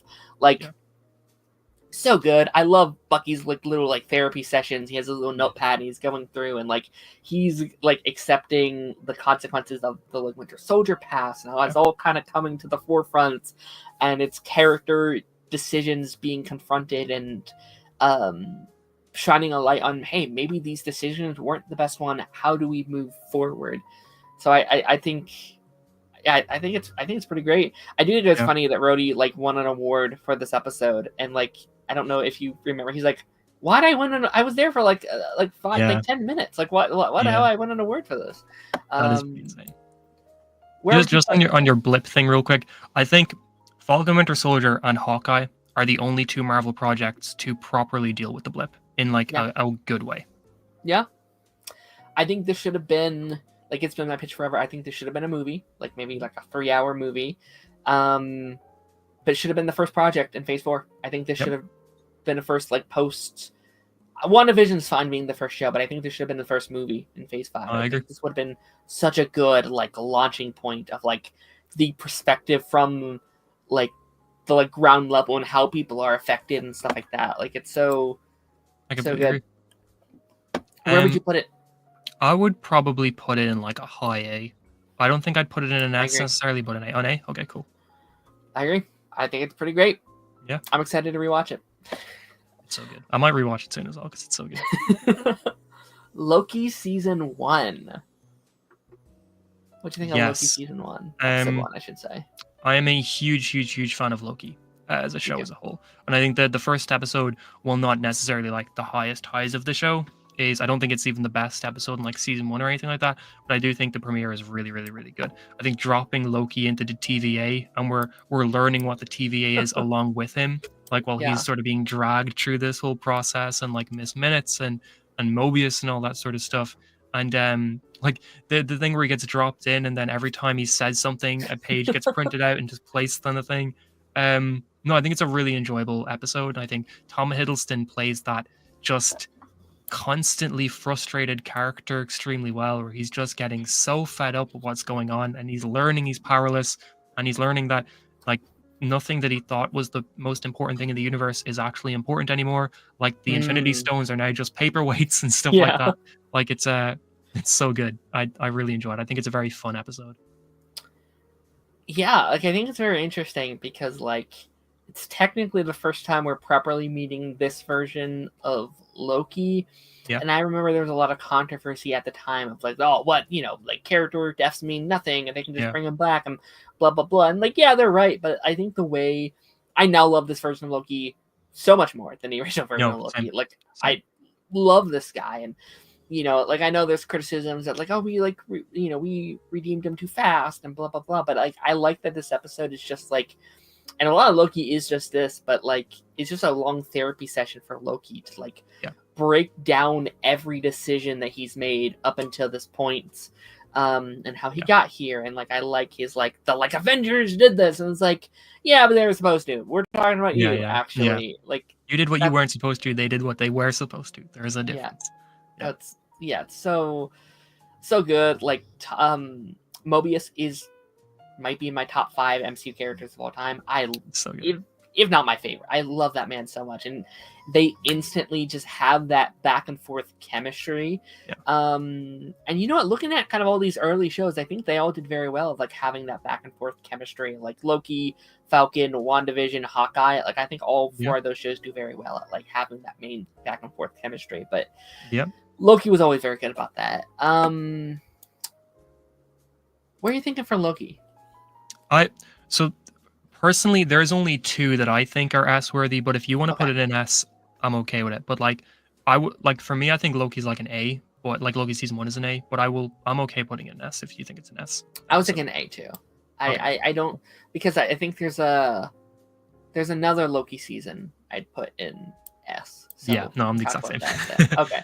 Okay. And we What might if end up being season- the exact same on all of these. Maybe I don't know. Mhm. Actually, I don't think that's true. I think there's a couple we might disagree on. Okay. What if season 1, which is the like, what if Captain Carter. Peggy? Yeah. Yeah, like what if Peggy Carter was Captain America or whatever. Now I know you're a big Captain America person. Do you like this episode? I don't dislike the episode, but there are very few What If episodes that have left any sort of impact on me. Sure. And the first episode, unfortunately, is not one of them. Where it's like, it's just a forgettable episode. I mean, we can get to them, but I think all the What If season premieres are kind of samey and like forgettable episodes. But I think the first one is like it's not bad. I don't dislike it. It's not like I'm like, oh, this ruined Peggy Carter or whatever. But it's just, this is bland. I don't know. Yeah. Like in terms of premiere episodes, it just really doesn't do a whole lot, I feel like. Yeah, it's so like, I think it's a horrible like premiere episode for What If, because like the show is supposed to be showing off the massive changes to the MCU and like anything can happen, and it's just like, hey, Captain America, if he was a woman, like I ended up really liking Agent Carter as a character. I defend her in many ways. I love many Peggy. Her show is so good. I mean, just like even like Captain Carter, like I really enjoy like that character. I think the more she goes on, the more I really liked her. This, I think, is her worst episode in What If. It's just so bland and boring, and like I think the stuff she had in season 2 was much more interesting than what we gave here. Sure. I'm thinking like a C. Yeah, that's wow. I would put that exactly there too. That's crazy. Whoa. I think we might disagree on the next one though. Okay. Hawkeye. I know you're big. Well, not big, but I know you're a fan of Hawkeye. Hawkeye's just such a fun show. It's such a fun, like, this is another one I really want to rewatch. Maybe come Christmas I'll have to rewatch it. But yeah, like I rewatched a like reaction of the premiere, and I think it's a really good premiere. I do. Like I love like that opening is so cool. That opening with like a young Kate Bishop and they're like home getting like destroyed, and she's watching through a window as Hawkeye is saving her from a perspective we didn't get to see in the first Avengers movie. That's so Probably the only awesome. That's person so watching cool. Hawkeye during the Avengers and not during the events of Avengers, Kate Bishop's probably the only person paying attention to Hawkeye and not Captain America and Thor and Iron Man in the middle of the streets. Yeah. Yeah, and that's such a fun parallel to the like Rogers the Musical, which I know a lot of people don't like, but like that, like them forgetting Hawkeye in the lineup and having Ant-Man in there instead, and like everyone like forgetting about him, I think is a cool parallel to like the one person who's like a massive fan and wants to be like, that's a cool parallel that they do there. What do you think of it? You don't seem to like it, huh? I don't. It's similar to What If, where I don't dislike it, but I think the Hawkeye season 1 premiere is maybe the weakest episode of the whole show for me. Okay. I like the opening with Kate kind of running through like the New York apartment and stuff like that, but I don't know. I think from that point on, the show becomes a little more goofy than I'd like it to be, at least in the first episode. But I think once Kate and Clint have like joined up and joined forces and we start to dig into the Ronin flashbacks and stuff like that, the show gets a lot better and a lot more sure of itself. And when it gets more Christmassy, like the I have to get home before Christmas sort of vibe starts kicking off, it actually gets really fun. But the first episode, I think, while it sets all that up, doesn't it like when I'm rewatching the show, I'd be like, okay, I have to get through this first episode until I can get to the stuff that I do really like. Sure. It's not something like, whereas like with Loki and Falcon Winter Soldier, watching those first episodes, I'm straight away like, oh, this is so fun. I'm enjoying this. I'm not waiting to get to the good stuff. But with Hawkeye, I feel like I kind of am waiting to get to the good stuff. That's fair. Yeah, like this is another one I would have to like fully rewatch to be like, okay, yeah, I would agree with that. Like just on like a little, again, reaction cuts it down to such a point where like I don't get all the points I need. But like I think it's enjoyable enough. They dropped 2 episodes at once, right? So like that probably that probably also helped a little bit. And again, like I think Christmas just blinds me a little bit too, because I think that something is Christmas, especially superhero stuff. It's like, let's go. They have the like Christmas music as the credits are rolling. I'm like, let's go. This is fun. But I mean, you know what? I think I would agree because this episode is very building up. Like we don't do a lot. It's just putting Clint in a certain spot, putting Kate in a certain spot, having them clash. This episode didn't really make me want like a Ronin prequel though, where it talks about like Ronin like single-handedly took out the like crime world of like New York and stuff. I was like, I want to see that like Netflix like Ronin show presentation or something. Yeah, like, do something with that. Yeah, no, that's so cool. Like he was like, that's like the most interesting like Hawkeye had ever been in my opinion. We completely skip over the whole arc of him as Ronin. It's like we meet him and he's instantly gone. It's like, all right, I'm Hawkeye again, I guess.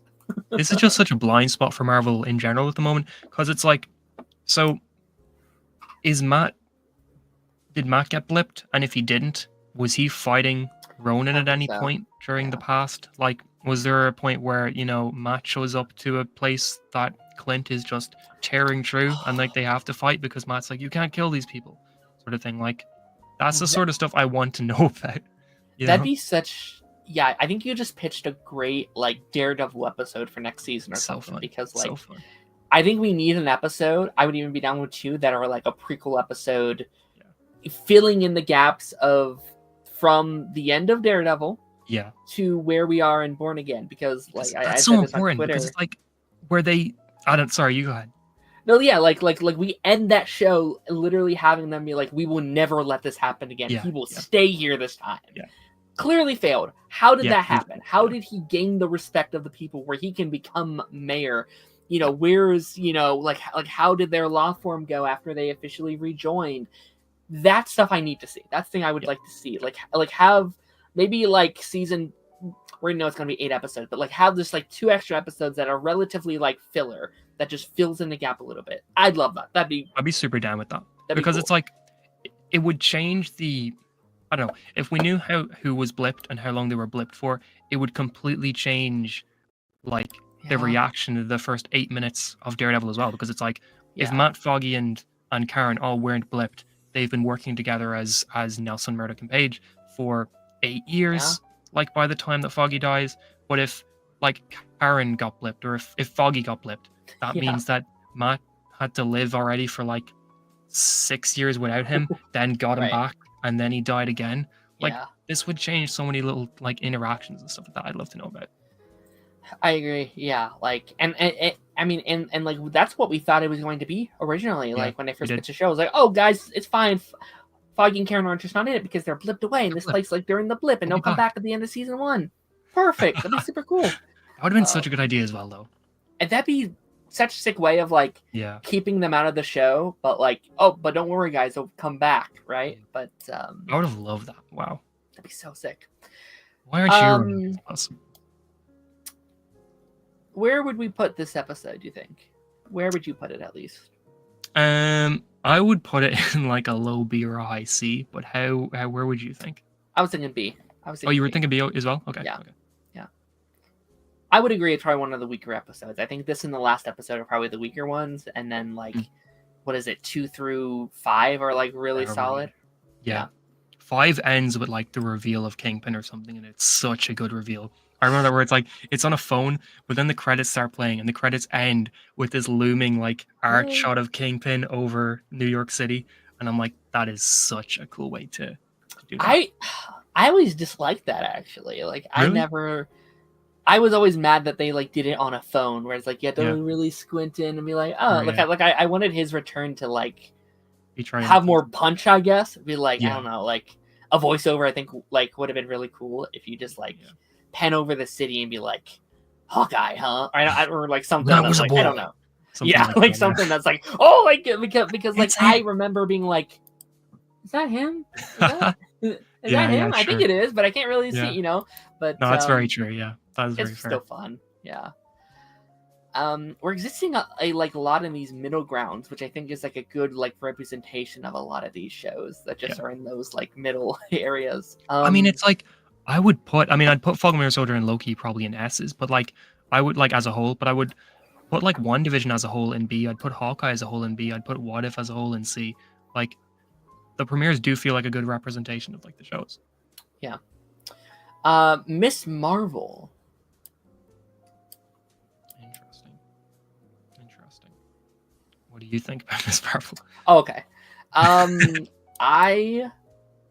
It's probably my favorite episode of the show, easily. I think very easily the best episode. They like, I think they come out of like the gate like screaming. Like when that came out, I was like, oh, this is gonna be like the best Disney Plus show. This is incredible. This is amazing. Like it's like visual styles and how they represent Kamala as a character and her culture and her city is like so cool. And again, I haven't rewatched this one in a while, but like the whole like Comic-Con stuff, like I was like, this is so much really fun. Yeah. And I think if every episode was that, it may be one of my favorite MCU projects. But to me, they don't keep that up after like episode 2. What do you think of it? Yeah, I think Miss Marvel is one of the 2 premieres that I would put in S. Like I think it's a fantastic first episode, and I think, I mean, I don't hate the show as it goes on, but I think it starts off really stylistic, really just a lot of like artsy, fun things that it's doing. It immediately draws you into this world, and it gets a little bit less interesting the more it goes on. But at the beginning, it's really, really, really well done. And if the entire show is like that, then yeah, it would make you just be in love with the character and be in love with wanting to see more of it. And it'd be as good as Loki and like as like the best of Disney plus Marvel easily for me. But I think the premiere is just fantastic.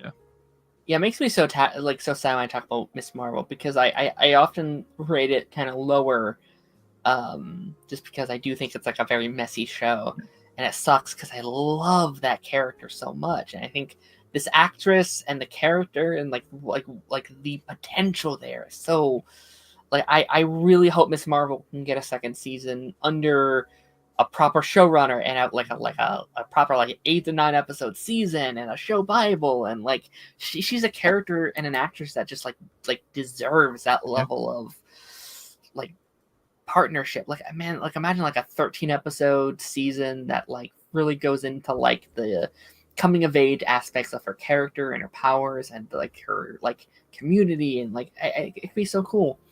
I mean, she was the best part of the Marvels for me, like easily. Yeah, like I really like that movie. I think it's a lot of fun. Sure. She steals every scene. Like if she's not in it, I don't think I give a shit. Like I like Captain Marvel, I like Monica, but like she holds that movie together by her by her, like she holds it together. I went to see the Marvels with a friend who hadn't seen Miss Marvel and like knew nothing about Kamala and the character, and I was bracing myself for him, thinking like, oh, he might find this kind of annoying and like grating or whatever because he's not been seeing a lot of the recent Marvel stuff. But he came out of it like straight away going, so Miss Marvel's a TV show, like I can watch that. He was like, I'm gonna go home and watch that. Like it was like that was his favorite part of the film as well. He was like laughing during all the Miss Marvel stuff because it was just great. It was just really fun to watch. I am so excited for her in Avengers. I'm Everyone. It seems like she's gonna be in that movie, and I'm so excited for that. Like that's gonna be so much fun. Yeah. All right, this one's gonna be interesting. Moon Knight. Ooh. So I'm very known for like not liking Moon Knight. I'm a very public Moon Knight hater. Do you like the first episode of Moon Knight? I don't think it's the best episode of the show, but I also don't think it's the worst. Okay. I think the ending is really, really, really, really, really good. The like him in the museum bathroom or whatever, when there's like mirrors on either side of him, and like the other version of him, like that's the Mark Spector version of him, is like shouting at him to like let Moon Knight out and let him take control and all that sort of stuff is great. Like I think that whole sequence is fantastic and really sets the stage for you thinking it's going to just be this epic show from then on, and it unfortunately isn't. But as a whole, the premiere is kind of just fine. It is a lot of setup. It's a lot of just putting you sort of into like luring you into this false sense of who Stephen Grant is, and that he's just this random museum person who has weird dreams sometimes, and then they do the big reveal at the end of the episode. But it's not the greatest premiere. Like it doesn't exactly get you super excited to see the rest of the show. I think it's kind of just, it's fine. Really good music though. But the soundtrack was great. Yeah, I'm so biased against this show. Like I almost think it's not even fair. Like I remember watching that premiere and being like, that was the boringest thing I've ever seen. And I think it was just one of those situations of just like somewhere in the like connecting tissue, me just not getting it and me just not connecting it from day one, which I think is why I didn't connect to episode 2 or 3 or 4, because I didn't connect with it in the first episode. It was just, this rolling down a hill effect. Yeah. And I'm really excited. I don't want to say excited, but I'm very curious to eventually rewatch it and to see if like, was I just like unbiased from the very start? It also didn't help. Like all my friends were like, "Oh, it's like Batman but Marvel," and that's not what it is at all. Actually, could not be further from that. A poor description of Moon Knight. Like that's no. Where would you put it? I'm curious to know where you would put it first. I mean, I'd put it D. You put it in D. Favorite premiere here. Okay. Yeah. I was thinking like a low B, but if you're mad for D, we can do C. We can like. Okay, yeah, C. I'm okay with C. Yeah, I'm okay with C. Totally fine. Okay. She-Hulk. I'm a D. Wow, that's like the worst of the worst for you. Okay. It's my it's my least favorite one here. Again, it's not like you hated it that much. I don't hate. I just feel such like an uninterest. Like I feel nothing for Moon Knight as a show. And I think that's the worst thing. Like, even the worst of the MCU, I think, can at least be fun. Like, Love and Thunder, sure. I think you can find some fun in the project. I found just nothing out of Moon Knight, which sucks. But it is a very bland show. I will say that. It doesn't, like, visually, it does not look as interesting as, like, Miss Marvel or Hawkeye does. Or Loki. They had said that, like, they have no plans for season 2. And I'm like, I do think that's a shame, because I want them to redeem myself. Like, I want them to have that second chance to win me over, and I feel like they might never get to do that, which sucks. But probably the most controversial premiere here, which is She-Hulk. Yeah. I think the She-Hulk Attorney at Law premiere is honestly one of the better episodes of the show. I agree. Like, I think I don't know. I wasn't the biggest fan of the show overall, but I didn't hate it either. I just thought some of the episodes were pretty good, like pretty fun. Some of them were just really boring and just like that. What is it, Madison with a Y or Madeline or whatever? That episode where she just sits with Wong and watches The Sopranos and spoils the whole show for people like me who were watching it at the time that She-Hulk came out. Like things like that just really annoyed me because what was the need for doing stuff like that? You know, what was the need for having a Um, whole episode set around that? But then there's other episodes, like the first episode that was just like Bruce Banner and Abomination and yeah, learning who Jennifer Walters is as a character and learning how she becomes who she is and stuff like that. That was really fun. I enjoyed that. yeah, yeah. I remember really liking it, like really coming out and defending the show when it had first come out, because like Yeah. just the worst people you've ever met are like, they've Yes, ruined yes. Marvel, and so like I feel like I always had a little like whenever things get that amount of hate for that amount of reasons, there's always a part of me that wants to love You it want to like it. Yeah. more, because it's like these piece of shits are hating it for the opposite reasons. I like She-Hulk when it works. It doesn't all work, right? Yeah, I think absolutely. this first episode really works, and I think it can be a really cool setup. Like me and you've talked about this many times. I wanted them to lean way more into the sitcom element, the more episodic elements. I was talking about this the other day on, I think it was Eric's channel, where it's like, imagine a show where every episode we were leaning into the lawyer comedy, superhero lawyer element of it. It was like, hey, Ant-Man stepped on my car. How can I get insurance? Like, oh, I'm a Skrull. How do I hide from my parent? I don't know. Like, there's I'm a Skrull. How can I hide from the government trying to kill me ever since we right.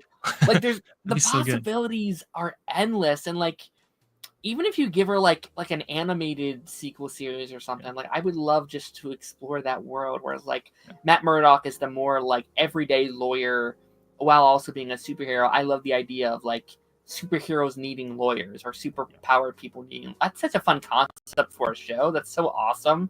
Like, what if she showed up to help with like the White Tiger case? That would have been so fun. Would have made so much sense. Yeah, no, like stuff like that is so, because they're living in such a world where people don't really know, like I think this Daredevil season proves it. They don't really know how to handle these superhero cases. They're going in blind, pun somewhat intended, So like, yeah. I want more of that stuff. Yeah, absolutely. Where would you put it on the giant ranking here? I would personally put it in like a B. I don't think it's as strong as like Loki or Falcon Winter Soldier, but I think it's a solid enough premiere that that sets up the characters. And while the show doesn't always work, it pretty instantly tells you what show you're watching. Like Jennifer is breaking the fourth wall a lot. There's a lot of comedic elements. There's a lot of like that episodic format of the episode started in one place, we're ending it in this place, and that's kind of a complete story. Like it pretty instantly tells you the format that you're going to be watching for the next 9 episodes, which I think is what a good premiere should do. Would you say like a high B? I would personally, yeah, you know what? I would probably say it's the best of those 3 for me. I think. Yeah, I agree with that. You think it's a B as well? I'd say so. Yeah, like I think it's better than WandaVision. Probably on the same par as Hawkeye for me, but like. Well, we can move Hawkeye up if you want. I don't really got any quarrels between those 2. No, I'm completely fine with Hawkeye, and because I think Hawkeye and She-Hulk are about the same level for me. Okay, cool. Loki season 2 premiere, if you will. I absolutely love that episode, Loki. I think introducing OB and the way that they deal with that, and it's like Loki freaking out because he's trying to explain to everyone what's going on, and like that. This is the episode where he has to explain to like OB how something works, and then OB has to teach him something, and then OB's like, no, it'll take millions of years or something. It's like, but I'm a god, I'm a fast learner, and then it just cuts, and he knows it all now because they spent ages teaching him. Like, I loved season 1, but I think the first episode of season 2 was when I was like, okay, this is going to be all-timer Marvel for me. Like, this is special. Yeah, I think this is, in my opinion, the best premiere out of the Disney Plus Marvel shows, if not one of the best episodes of Disney Plus Marvel. It like flies out of the gate screaming, and like it helps that this is the only second season of a live action show in this format, right? You have to deal with setting up things like we were just there. Yeah, like you kind of jump back into it like no time has ever passed. They're introducing all these mysteries and these characters. Obi instantly becomes one of like the best MCU characters in minutes. He's so good. I'm loving the like renaissance of a Kiki Kwan, because I think he's like he's everywhere now. I love it so much. He's such a genuine soul, and everything he's in, even things I don't like, he's great in. Like he kills it. So it's it's so cool. The whole like end of like the whole like giant like bomb like wormhole thing they have to do. The way they like not only shoot it on like an actual like practical set, but the way the music and how it's edited and how they introduce the mystery within the episode. Yeah. I think it's some of the best, and I think it proved like, oh, you can be doing better with some of these shows. Like you can be doing more. You're just not. And I think having this team, like you can tell that team is also on Daredevil Born Again because you can see a lot of those very similar elements in that. So, yeah, it's fantastic. Absolutely. It's like, I don't know. It's just, I also just love how the final episode of season 1 set up the Kang threat. And then we go into season 2 with that feeling of intensity and like there is a serious sort of tension feeling as well, where it's like Loki's really trying desperately to fight this before Kang becomes a problem they can't stop. And he's trying to get everybody on board with them, but like everyone's slightly not believing him or slightly like being like, what are you doing? What are you talking about? And it's just, I don't know. They manage tone and pacing in that show excellently, where it feels like from episode 1 of season 1 to the final episode of season 2, the show just never stops. It's just constantly moving. And I think the season 2 premiere was like a really good showcase of that. Yeah. I think we haven't had the full season yet. We're only 3 episodes in, but I'll be shocked if Loki season 2 still isn't my favorite Disney Plus Marvel show. Yeah, same. I think it's I could see season 2 maybe beating it, right? Like once we get there, but like I think right now I think it's gonna stay that top spot for me. I mean, Loki season 2 is in my like favorite TV seasons of all time list. I think it's just fantastic. Yeah, it's excellent. I agree. Next up we have What If season 2, which is what if Nebula joined the Nova Corps. This episode pissed me off a lot when it came out because What If does this a lot, where they will introduce a cooler element in the episode and not do that element, right? It starts with one of the coolest like things in the whole What If series was like Ronan like defeated Thanos and he took the stones for himself and like he probably defeated the Guardians, and it's like, show me that. That sounds amazing. I want to see that. I want to see Ronan's like Thanos approach. That's awesome. No, you get to see Nebula lead the Nova Corps. That's what you get. Yeah, it's just like a little murder mystery thingy, and Korg is there for some reason, and Howard the Duck, and it's like they put Korg and Howard the Duck in like every second episode of the show. I feel like, they loved Howard the Duck, man. They're like, we can't use this in the main movies; it won't work. But what if? Hell yeah! Just give him a special presentation if you love him that much. I don't know. That'd actually be kind of sick. I'd actually be okay with that. I don't think this is much better than the season 1 premiere for me. I don't think it's kind of around the same area for me. Out of every, obviously not X-Men 97 because I haven't seen it, but out of every other Disney Plus Marvel premiere, this is the one I have the least memory on. Like, I can remember very vague bits of it, but because season 2 was dropping one every day, same with season 3, I think I ended up binging season 2 all at once because I just waited for them all to stack up and binge them at the end of December. So I think because of that, a lot of the outside of like the one where they were racing on some planet, and then when Happy saved Christmas doing Die Hard, those are, unlike the 1606 one, those are the only What If season 2 episodes I can properly remember. This one I've got like zero memory on, so I would go towards like a C or a D. Yeah, I think I like slightly like it more than the season 1 episode, but like not by much for me. Like it's just there, and again, that's so frustrating when you have a show called What If, and it's like these unlimited possibilities, and it's like, again, I like What If for like what it is. I think there's some fun stuff in there, but it's like when when you start the season so lackluster, it's like, man, this is it? Like, this is what we're bringing to the table? All right, At a certain point, it feels like they're going out of their way to do the more uninteresting ideas so that they don't actually have to write the interesting stuff.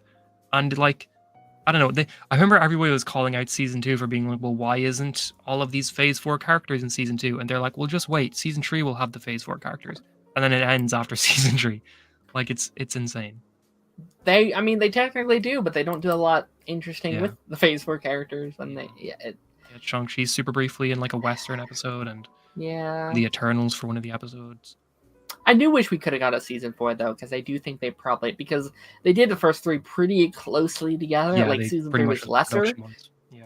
but yeah, like I would like to see them look at all the criticisms and be like, okay. I mean, honestly, I would love to see them do like a Jason Todd thing where it's like they asked out like what do you guys want to see? Like, Yeah. give us like Yeah. some genuine pitches of what do you want to see, and we'll see what we can do. Like, I think that'd be so sick. That Jason Todd reference was a deep cut. I respect the hell out of that. But like that was such a huge thing, right? When like Yeah, they're it was. like, Yeah, "Hey, yeah. do you want him to die or Yeah. not?" Like, phone in if you want him to die, and we'll Yeah, kill him. like that'd be so We'll do sick. it. Just like reply to a like an Instagram post on like Yeah. what your pitch for an episode would be, and we'll I don't know, Just we'll give you like 50 every time I bucks see for a the fan, rights. like they've got like the best ideas. Like Oh, yeah. normally I don't want like fan theories to be how shows are done, but in terms of what if, I do think the fans had much better ideas for the episodes than That's what kind of they the whole were point. actually. It's like Yeah. a Marvel's fanfic, right? It's just It is, like yeah. Echo season 1. Interesting. Echo. Or episode 1. Yeah. The Daredevil scene was really good. Did we ever talk about Echo? Or not that much? Me and you? Yeah. We probably did on Discord. I don't think we have Sure. like on a live stream or anything like that. I like this first episode a lot. Yeah. I think it's a bit clunky. You can tell there's some editing stuff there. Like they need to get through a lot really, really fast. But Yep. I think that Daredevil fight's incredible. I think It's the really way good. they do the Kingpin stuff in that first episode is good. I think how they introduce Maya is really good. Yep. I think it overall kind of sets up the narrative of like Maya's like descent into like her fight against Fisk is really cool. Yep. I would also say there's a bit of like a bias towards it too, because as I'm watching that episode, they reveal on Twitter that all the Netflix shows are officially canon, and that joy was so cool, and that will probably always be tied to Echo as a series. Like that's such a cool thing. That was really fun. Which is interesting though, because that does mean Echo was written, filmed, and aired with the intention that it would not be tied to the Netflix stuff, and then it was only after that huge backlash they had to like completely backtrack on that. So it's like Echo and Hawkeye feel so weird in terms of Daredevil, like the show now, because they're two different canons. Yeah, but then they do stuff with like the like hammer that he had in Daredevil and stuff like there's stuff in there that feels like it's at least inspired by the stuff from Echo. What do you think of like the first episode? Are you a fan? No, I completely agree with everything you're saying. I think it's clunky, it's messy. You can feel them. What was it? It was supposed to be 6 episodes, and then it was cut down to 5, or was it 8 and cut down to 5? I think it was like 7. It was cut down to 7. 5 Okay, that makes more sense. Yeah. So you can feel like that editing push to like remove certain things that would have made a lot more sense to be in the show and deal with a lot of that sort of stuff. The Daredevil scene is like biasly my favorite scene of the entire show. I think that fight is so cool. Just the long shot of him like coming out of the door and fighting her and stuff like that is really good, and the Fisk stuff is great. But I don't love it either. I think it's like it wouldn't be on the same level as like Falcon Winter Soldier or Loki season 1 to me. But I would probably like it more than like She-Hulk and Hawkeye and WandaVision. That fight scene is so good. Like not only because Daredevil's back, just because like it's just a really good fight. Like I also love how they write Maya into the fight, because it's so easy to just have Daredevil coming in there and like kicking her she ass. lines up her kick and like she holds it in the air. It's so good. Like it's so good because like Daredevil is obviously the better fighter between them, but also I like how they write it where she does put up a fight even though she does still lose. Like I love that scene where it's like you're the, like none of my men could have stood up for him the way you had. Like that stuff is so good and sets such a cool narrative. With that character. Yeah, I'd agree. I think I like it more than everything in B, but less than everything in A. So if you want to put in A, I'm okay with that. Low A, maybe? Yeah, sure. Okay, yeah. Echo makes me really sad because I think it could have been easily the best show out of all these if they just if they just let them, maybe outside of like Loki season 2, but like if they just let them finish. Like I think what was there is some of the best out of all these shows. Like it feels like a proper TV show. It feels right out of Netflix. but there's just missing pieces. There's just missing pieces of the story, you can and the feel the narrative. missing stuff in it.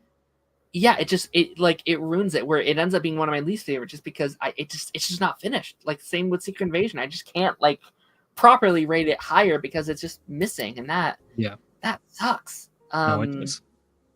Speaking of Secret Invasion, right? It's next, I guess. Uh-oh.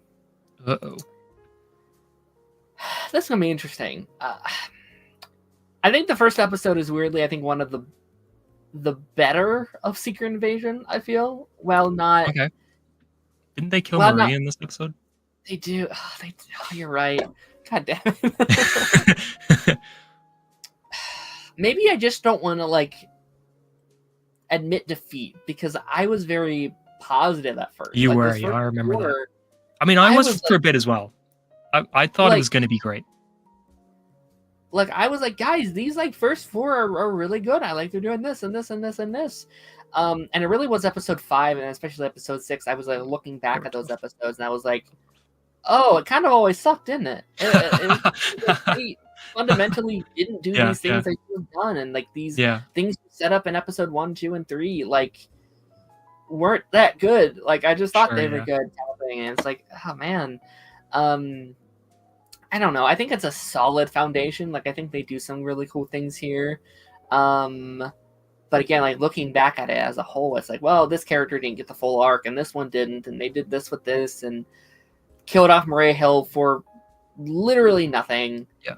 Shock value or whatever. But they never used her in the first place in any Marvel thing outside of Agents of S.H.I.E.L.D.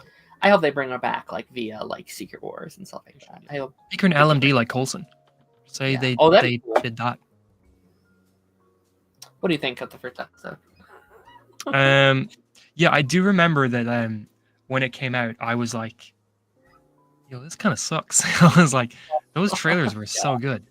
Yeah. But this trailer is this show is kind of ass. And you were one of the huge defenders who are being like, no, like I'm really enjoying it. I think this is good. I think that is good. And then when episode 5 came out, I do remember like there being a huge turn from you where you're like, okay, maybe I don't love it, but I kind of hate episode 1, mainly for what they did to Maria, mainly just because I feel like they wanted the gritty vibe without actually working for it. I was like, they're just, I don't know, it felt like the trailer lied to us in a lot of ways, because the tone that the trailer gave us did not feel like the tone that the actual show itself was going for.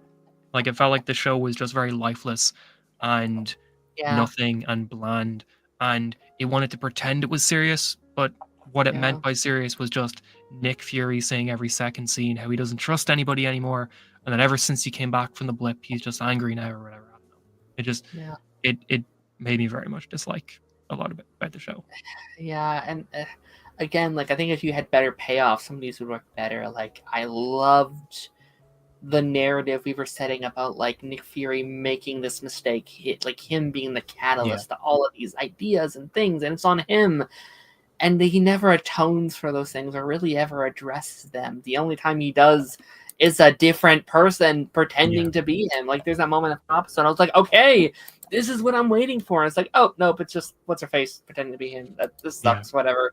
And it's like, oh man, it's unfortunate. They get like the just the amount of like potential Secret Invasion has as a show or even as a movie. You know, like this could be like Avengers. Like, this could be Avengers 5. You know, there's so many elements. Should be. Leave Secret Wars for later. I don't know if you've seen Earth's Mightiest Heroes, the Avengers.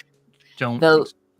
Like, I fell in love. Like, they have a Secret Invasion arc in that show, and it is one of the coolest pieces, like set of TV episodes of all time. Where you, like, not to spoil it, but like there's a point where it's like, these characters can't trust each other, so the Avengers have to break up, and the world is affected by the events of this story. And it's like, I fell in love with it. I was like, I want to see this in the MCU. I want to see how the Avengers would be affected by this massive story. It's so cool. It's like Agents of S.H.I.E.L.D. season 4 on such a massive scale. It's like, and like, I think as a TV formula, that could be a really, really cool story. Like how you unfold the mystery of Coulson not knowing who to trust. And I mean, I yeah. remember that being a thing when the show came out. That like there was, I mean, mainly because people were saying Quake was going to be in the show and she wasn't. But there was a big Agents of Shield like debate when the show came out because people were like, "Look, if you want to watch an actually good live action version of Secret Invasion, just go watch Agents of Shield season 4 because it does everything Secret Invasion is trying to do, but 10 times better." And it was Yeah. just crazy. Like I don't know how they botched it. So, and especially since this show cost more than any of the other shows, if I remember right, it was like 300 million was the budget or something crazy like that. Yeah. In their defense, it was also COVID, right? So like, like they had to stop filming and blah blah blah. But like, yeah, no, you're right. It's the absurd. Like the price for that is absurd. Like they can never let that happen again. I No, think. Like, never. And like, they banned comics on set, I think, as well. From what I heard. Yeah. Yeah. Crazy. Obviously your favorite of the bunch here. Yeah, X-Men no, I love it. Yeah. Love it. No, my favorite's actually What If season 3. I'm just waiting to get to it. So. I don't want to put it in S, having been the only one to have seen it, but No, you can. You go for it. You think it's an S, put it in S. I think it's a fantastic premiere episode. I think, well, not the best episode of the show, because there's some really, really good episodes in that first season. Yeah. This is a jumping off point in a way that I think was really needed. Having a show come back 30 years later after the show had ended. It's a really good introduction to each individual characters, being a very large cast, right? So introducing all these rich characters to obviously the older audience, but also in a way that I feel like you can just watch this and enjoy it for what it is without having the 5 seasons of the previous show. I think the vibe it does and how they reintroduce all the powers and each person's kind of role on the team, how they carry off of the ending of the original show. Also, again, not having to necessarily like have seen it. I think it's very well done. Like you'll enjoy it more if you have, but I think that does a good job. How it introduces the mystery. The ending of the episode is so fantastic. Like you saw inside the trailer, I think, right? You saw the trailer for this? I don't even think I saw the trailer. I think I avoided as much as I could until... No, I did see the very first trailer. Yeah, no, I do remember seeing that one. Yeah, yeah, like the end of the VHS, like going in. Yes, yeah, that was the trailer. Yeah, like the whole like VHS, or like the whole ending of the episode being like Magneto coming back and being like everything that like Charles Xavier made now belongs to me. You know, it's like holy shit! It's such a good It's happening. Setup for the season, and there's a thing this first episode does that foreshadows a big event in the show that you will not get until you get to a certain point, and then you rewatch the episode and it's like holy shit, they told us what was going to happen episode 1 basically, and we should know what that meant yet. Like this is crazy foreshadowing, and you know this is a show, and again like I feel like I've hyped it up too much for you now. Like I feel like when you do watch it, you're gonna be like, "Oh, this is what he was hyping up the whole time," you know. But sure. I'm so like unbiasedly into this show. It's crazy to the point where I think it might be in like my top 2 seasons of TV of all time, which is like an insane amount of glazing. You know, like it's like whatever. But like, man, that show was so much fun. Like we just hit the like 1 year since it had like season 1. Yeah, it was in March last year it came out. Yeah, and I was like, man, I really like. I get why it's not coming out this year. Like, obviously the controversy, and then also like. So what? They're just rewriting, or are they reshooting season 1, or reanimating? I guess. I think season 2. Season 2. Sorry, season 2. I mean. Yeah, like season 2. I think they're mainly going with what he did. Like, I think they're mostly going with that. I think they're just kind of finishing up, and then season 3 will be basically all new stuff that he had not worked on. Season 2, I'm not too worried about. Season 3 is where I'm a little worried if they can kind of keep it up. Like, he seems like a very shitty guy. Like you know, like what I've seen does not look good. With everything that has come out, he's like, yeah, you just seem like a terrible person. Like he's getting worse and worse and worse about it, I think. But man, he made good TV. Like he did a really good job on this. Which he knows how to write TV. Yeah, that's unfortunate, but yeah, no, I get you. I'm very excited for season 2. Cool. No, I will definitely be caught up for season 2. I'm gonna get through those 90 shows at some point, and then as soon if it was not attached to 90 shows, I would have absolutely have seen it already. but it's because I want to get those shows in before I Yeah. watch it. Because I'm like, I want that full context. Yeah, I had started the Spider-Man one, and I had not finished it. I should go back. Yeah. But when you do watch it, I should have you back on here. We can just like talk I'd love about it. to. Just, oh my gosh, that'd be fun. Just I'll let you know when I get through them all. Oh, well, I mean, I'll probably be like daily texting in Discord and be like, oh my god, it's so good. I'm so excited to talk to you about it. All right, final four here. Let's get through them. These are all from the last couple months. Agatha All Along. Yes. I feel like maybe we felt like slightly different about this one. Maybe I do feel think we felt different. I mean, Okay. once the show ended, I felt a certain way about it that I think was more in line with you. But I remember when it started, I was quite like, like, I don't know, because I'd been forever saying about Agatha as a show that I felt like it was coming out 3 years too late. That Sure. this is the kind of thing that should have came out straight after WandaVision. Should have been like, it's a sequel series essentially. Like the fact we waited 4 years almost to get it is kind of crazy considering what it is and the characters it's using. Because I mean, those first few episodes are like set in Westview and are dealing with like all of the supporting cast from WandaVision are like in it in some form or another. Like it pretty much is the same show just without Wanda and Vision in it, which is I mean, it's cool in theory, but it also just feels like a season 2. And I mean, 4 years between 2 seasons is crazy. But the first episode didn't do much to alleviate me of like those fears where I was like, this really does just feel like a sequel to a show we got 4 years ago that I wasn't super into, so I'm not super into this either. But I mean, I think the later episodes of Agatha completely turned me around where I was like, oh, this is actually really, really, really good TV. I'm really into what they're doing here. I think like the tone of it is really cool. The vibe of it is really cool. But the first episode for me wasn't really a lot of that. Okay. Once they started dealing with the Witches Road stuff, I was really into it. But the first episode, you know, I mean, I'll say I think it's one of the weaker episode, like just like individually, and again, it's hard because they put out the first 2 episodes at once, which they did, yeah. I think both of those work very well together. Like I think they work as a very like part 1 is like the unveiling of who Agatha is.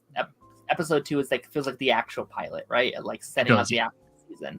So it is a little hard separating those a little bit, but I remember really being into the first episode still. Like I remember I loved that they, you know, it felt a lot more network TV than a lot of these ended up feeling for me. Like I like that they took their time. Like they didn't, like they had spent a whole episode with Agnes. Like the first episode is just Agnes and her trapped in this illusion. And I love that they were able to spend time on that. Just like she's a detective and she's, you know, in this illusion and she doesn't know, like you don't really know what's real and what's not, which was one of the funniest parts about the WandaVision show. And I think Catherine Hahn is such a good performer. I think Marvel struck gold by getting her, but this is her, I guess, 4th. She's been in 4 Marvel projects, you know, with, you know, now, and I think how she plays the Agatha character is so cool. I think the unveiling through that first episode's good.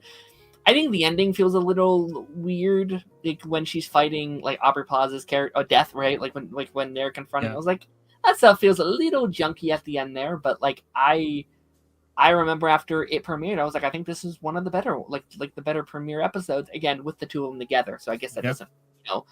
Sure. Aubrey Plaza's such good Death, by the way. Just side note, like fantastic casting. I hope she comes back. I mean, I'm one of the people that wants a season 2 of Agatha. I really want that to be like an ongoing show for them. Sure. I mean, I think WandaVision, Agatha, and Vision Quest feel like they're the same show. Like, I mean, we'll know when Vision Quest comes out, but it feels like an anthology show, like a True Detective or something like that, where it's the same sort of stuff. I liked Agatha more than WandaVision, I think, which I think at the end I did too. Is. Yeah, but where would you put it on this list, do you think? I mean, I would think like a high C, but where would you think? I think it's an A for me. I think it's like top, like I'd probably put it above. I'd probably put it next to Echo, but so that sounds like a B. Like if you're thinking A, C, maybe top of B. Yeah, he's good. I mean, unless you really wanted an A, I won't fight it. I'd be like, okay. No, that's okay. Okay. That's okay. We can keep it there. What if season 3? So this one was the like, what's it called? Like, what if the what is it? Hulk fights the Mech Avengers, I think. Yeah, yeah. This one with Moon Knight, wasn't it? Moon Knight, Red Guardian, Yeah. Bruce Banner, Sam, Shuri, a lot of fun Marvel characters. I think this was the best episode of season 3 for Oh me. wow, really? I like Yeah. the Howard Stark movie one. I enjoyed that one the most, I think. The Agatha one, that was fun too. I liked that episode just because it felt like secret. It just felt like Peggy Carter. Like I felt like an episode of Peggy season Carter. 2. Yeah. They were in LA shooting. Yeah. I agree. So I mean, this is one of those episodes as well where it's like, this would not be one of my first pitches for an episode. Like this was like a what if season 7 when we're slowly starting to run out of ideas. Yeah, it's like, okay, like, what do we do? Mecha Avengers. Yes. Like, and that's most of what if episodes are. It's like, oh, like we could have done other episodes before this one, but I actually really ended up enjoying this episode, and it's kind of a lot of what I wanted from Captain America 4. Actually, like I think this is one of the best. I don't want to say performances, but I think this is one of best, like Sam Wilson's best appearances as the character. Sure, like the voice acting was really good with it. Yeah, and I think I think what the Captain America 4 wanted to give off, and I don't think they quite managed it, was why Sam is such a good Captain America and why he deserves to have that mantle. Like, again, fantastic. I love him in that role. But I think they showed that what makes him Captain America is his compassion, his ability to lead, and what he brings to that mantle. And I think that final shot of him, like, without his mech suit, without anything, Hulk could just eat him, right? Like when he's just eat him. Yeah. But he Sure. reaches out his hand and he's like, I know that you won't kill me. I know you're down there somewhere. And like that, I think that's one of the best scenes in all of What If for me. I thought that was fantastic. Sure. The whole episode wasn't great. Like it's very like it's fun. Like it feels like it's fun. Just not what you would want from a traditional season. Yeah, like it's fun. It's like a fun little like it feels like a crossover comic. It feels like it does. Like, oh, it's like those like Transformers versus the Justice League, or like Sonic and the Justice League. It feels like that kind of thing. It's like a Power Rangers Voltron crossover with Marvel. Kind of like an anime crossover thing where you'd have like them out of nowhere make like Batman Ninja or something like that. Like it's not like what you would traditionally think the franchise would do, but it's like this extra little thing for a certain niche audience. Yeah. What do you think of it? I mean, I don't think it's on the level of like What If season 1 or What If season 2's premieres. So I think it's like a bit higher than that. I mean, like I would put it in probably like a lowish B, but I do think it's probably one of the better episodes of season 3. But I think season 1 was kind of the only What If season that left any sort of impact on me, like episode wise. It's like the Doctor Strange episode in season 1. No other episodes of What If in seasons 2 or 3 came anywhere close to like that episode of season 1 for me. And it's like, in general, I just think What If season 1 was far more memorable with its one-off episodes than season 3 was. But like the Mecha episode and the Howard Stark movie episode are the like What If only came out 3 months ago, season 3, and the What If and the Mecha episode and the Howard Stark movie episode are the only ones I can properly remember. It just feels like it's kind of a forgettable show. And I guess the finale as well, where you had everybody team up. Yeah, no, like what, like yeah, I've done coverage on What If a couple times now, and it's like, yeah, that show is it's tough. Like I can go down a rabbit hole and talk about like, oh, I didn't like this and this and this, and it's like it's as tough. A whole, it's probably the most underwhelming Disney Plus show for me outside of Secret Invasion. I think every other Disney Plus show has left a bigger impact. I agree. Yeah, like it has the most out of any Disney Plus show now, and I think it has like one of the lowest track records. Like. Yeah. Look at the same here. We have 2 C's and 1 low B. That's not like a great record. Yeah. So it's tough. Yeah. All right, we have 2 more here. Cool.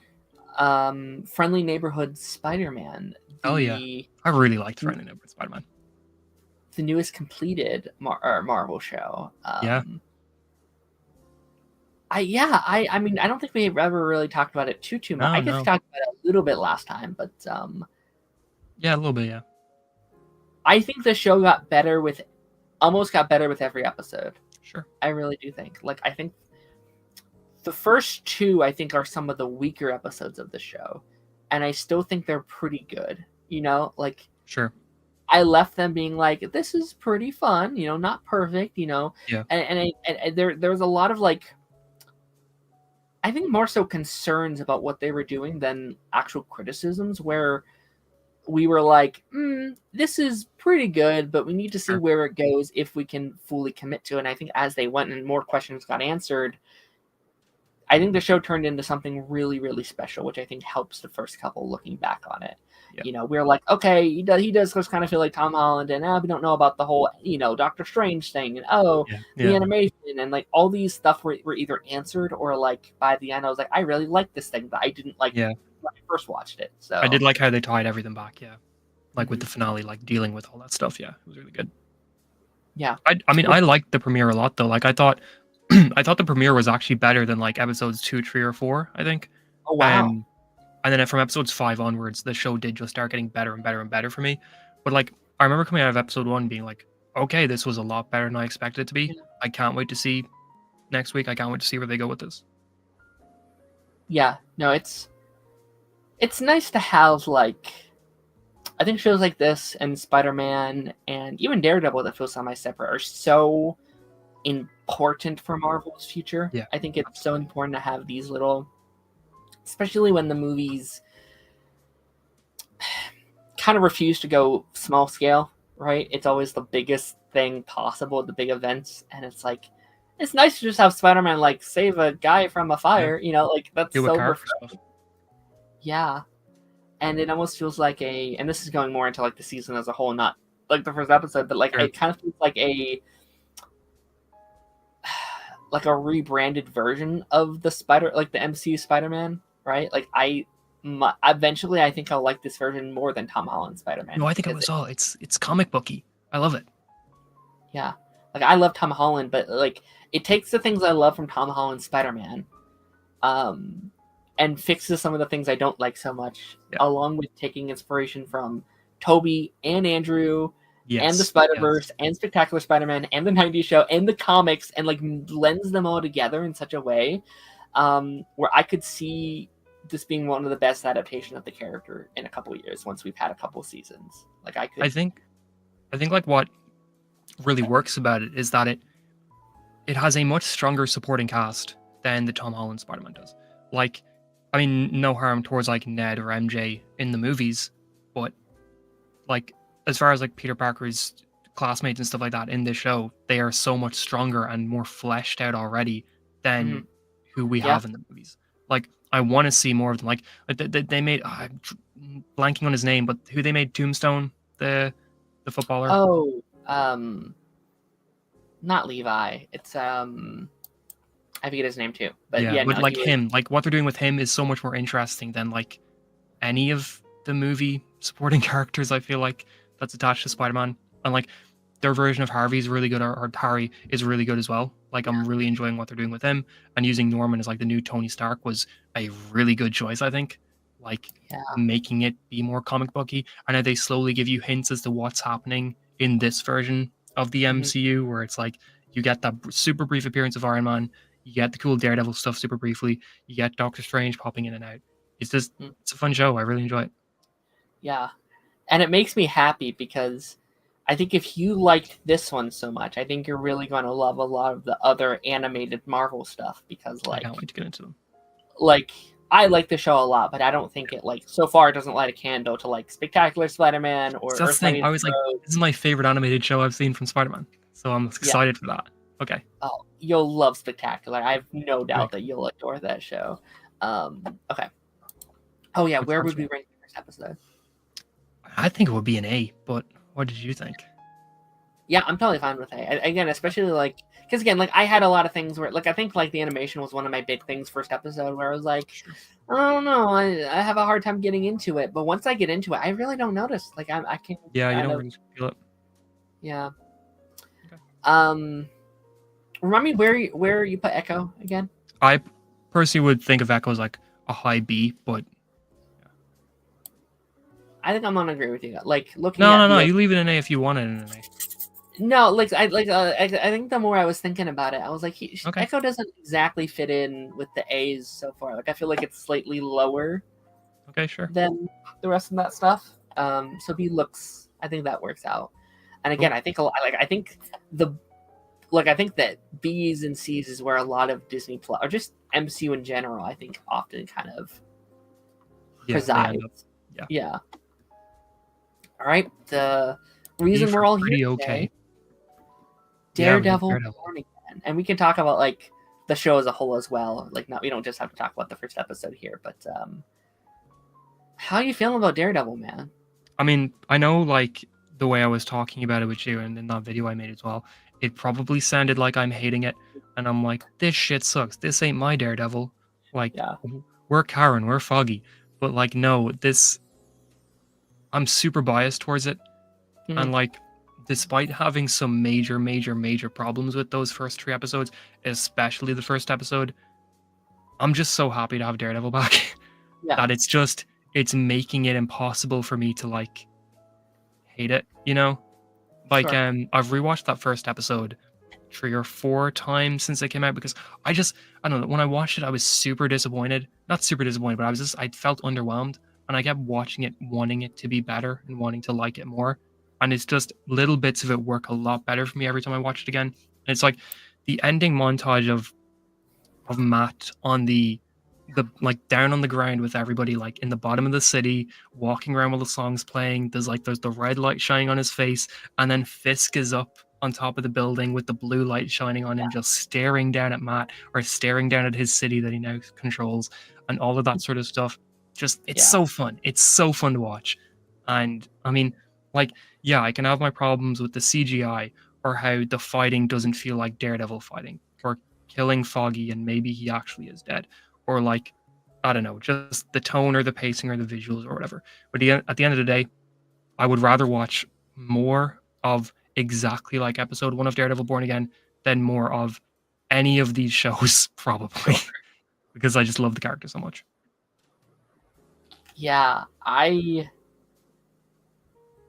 think this happens a lot, honestly, like when we talk, like where I feel like sometimes I'll like read, like we'll have a conversation and like I'll read it like, oh, he hates this. He hates this. Yeah, I came across a bit negative when we were talking last week for sure.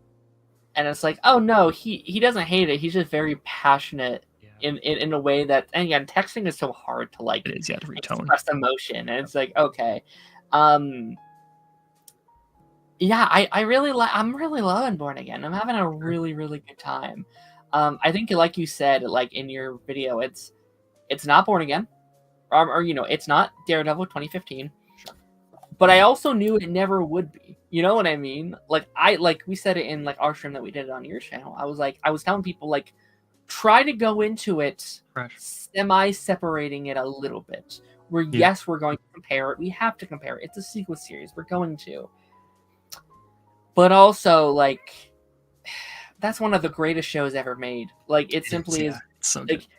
Like it could have been the best produced Marvel Studios project of all time, and it probably still wouldn't have been on the par of that original Daredevil show. It just wouldn't. Impossible. And I think I think especially with it like being 2 separate like shows kind of blended together, like I'm actually kind of impressed how good it is. Like I feel like this. I agree with you. Yeah. Yeah, like, it feels like it should be messy, but it's like it is a little, but it's not super messy. Yeah, no, it's still really good. Like, if Daredevil's like an F show for me, this so far is like an A. Like, I'll maybe like a low A. Like, I think it's really, really solid. First episode, like in particular, I think is kind of an interesting one because it does feel a little bit of like it feels like there's the first 5 minutes, and then the rest of the episode. Like it feels a little chunky in that way. It's like, oh, that big thing that you're going to have a hard time getting away from. Then there's the rest, that sets up the season. No, I agree with that. I'm like,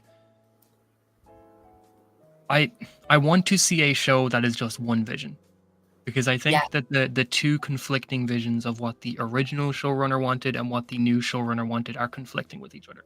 For better or worse, if we had a show that completely ignores the events of the Netflix show, I still would like to see what a completely unmessy show would be, where you don't have people fighting in the editing room, trying to figure out what scenes still work and what scenes don't. And I'm really excited for season 2 because I'm like, how is an actual show that's just creatively built from the beginning to be something works? So Connor, we'll see you then. just described almost my issue with most MCU projects of the last 5 years.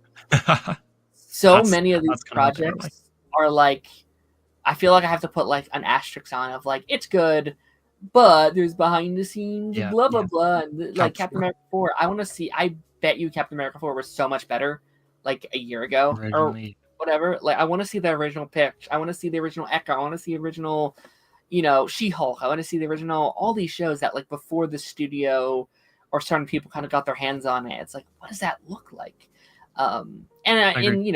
In this case, it's probably for the best they got their hands on it, right? This is a good studio interference, I guess, example of it being done well. When people who are fans actually are the ones who are allowed to make the show for once, is what it feels like, and not like studio execs.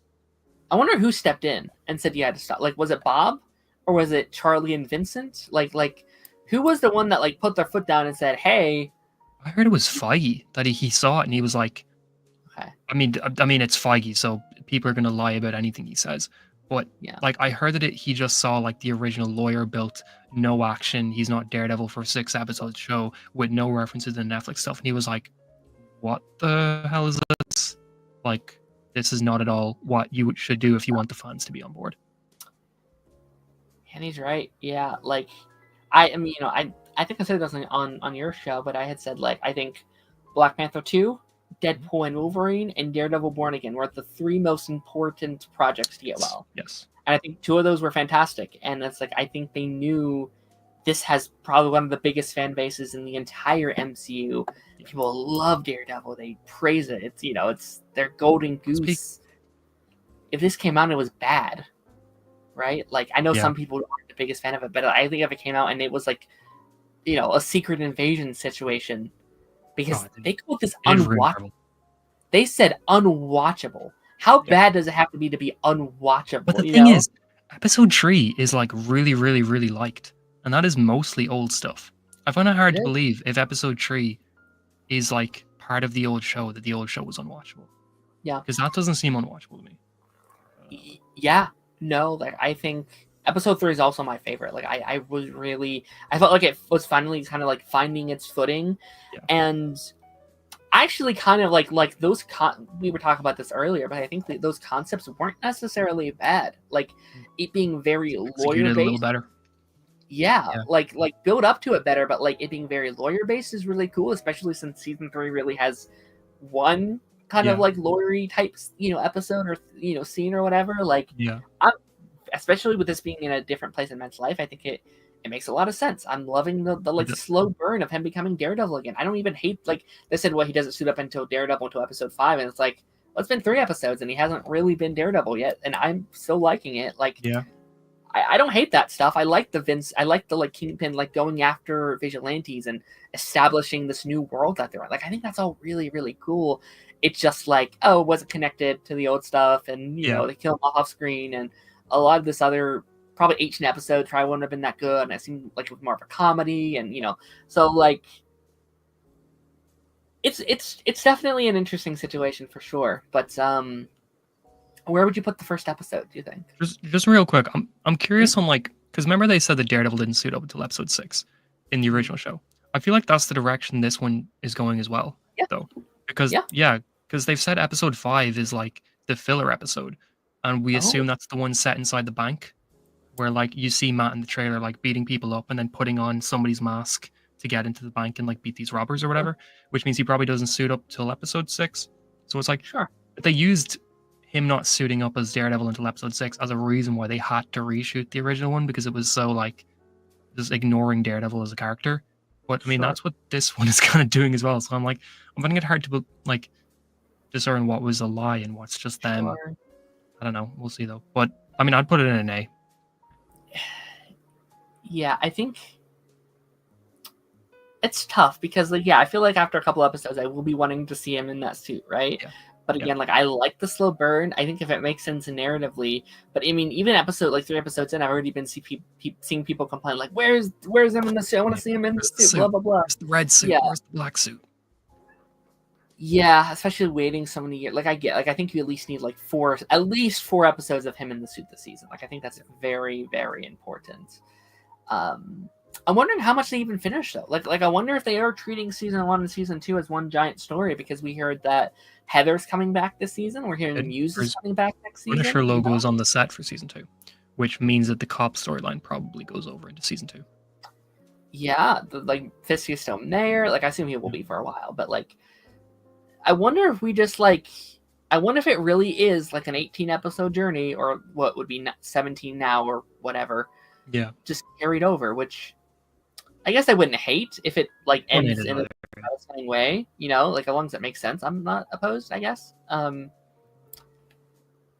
would agree. I think I like Loki, X-Men, Miss Marvel more as a premiere, as like an overall episode. I do too. Would you say like high A, you think? I'd put it between like Spider-Man and Loki for me, but I can put it like top A if you want to put top A. Yeah, that seems right. Yeah, I like it a lot. I heard people say it was like people's like favorite first episode of like a Disney I did Plus see show. that too. Yeah, which I get. I can see why. Yeah. Because I do think it does a good job at like setting up resetting up the world and where all the characters are at, and it's interesting. Like how would you have felt if episode 2, and obviously some things were changed, but if episode 2 was the first episode like it was originally supposed to? I probably would have liked the debut less. Okay. I think episode 1 for me is a stronger episode than episode 2. I agree. But I think episode 1 is messier, but I think that there's more to like about episode 1 than episode 2. Episode 2 is kind of an underwhelming debut, if that is. Yeah. Yeah, I think you have to have some kind of fight scene episode 1 to like. No, you do. Yeah, you do. Some Daredevil scene. Yeah. Like I think that's what has helped this, where it's like episode 1 had like the giant first 15 minutes that are great and amazing, and I know some criticism, but it's still there. Episode 2 has the final fights, and then episode 3, and I saw someone on TikTok point this out, he thinks it's the only episode of Marvel television ever to not have some sort of fight scene, which Really? I could be wrong. Did Miss Marvel episode 1 have a fight scene? I think so, didn't they? I thought like the actual fights though, unless there was in the Comic-Con thing at the end of episode 1, I think maybe. Yeah, maybe that's true then. There's a giant or some kind of fight or something action piece in like the Comic-Con where everything's kind of fallen down. There has to be something in like Jessica Jones, right? Oh wait, did they mean like just Disney Plus or like Marvel television?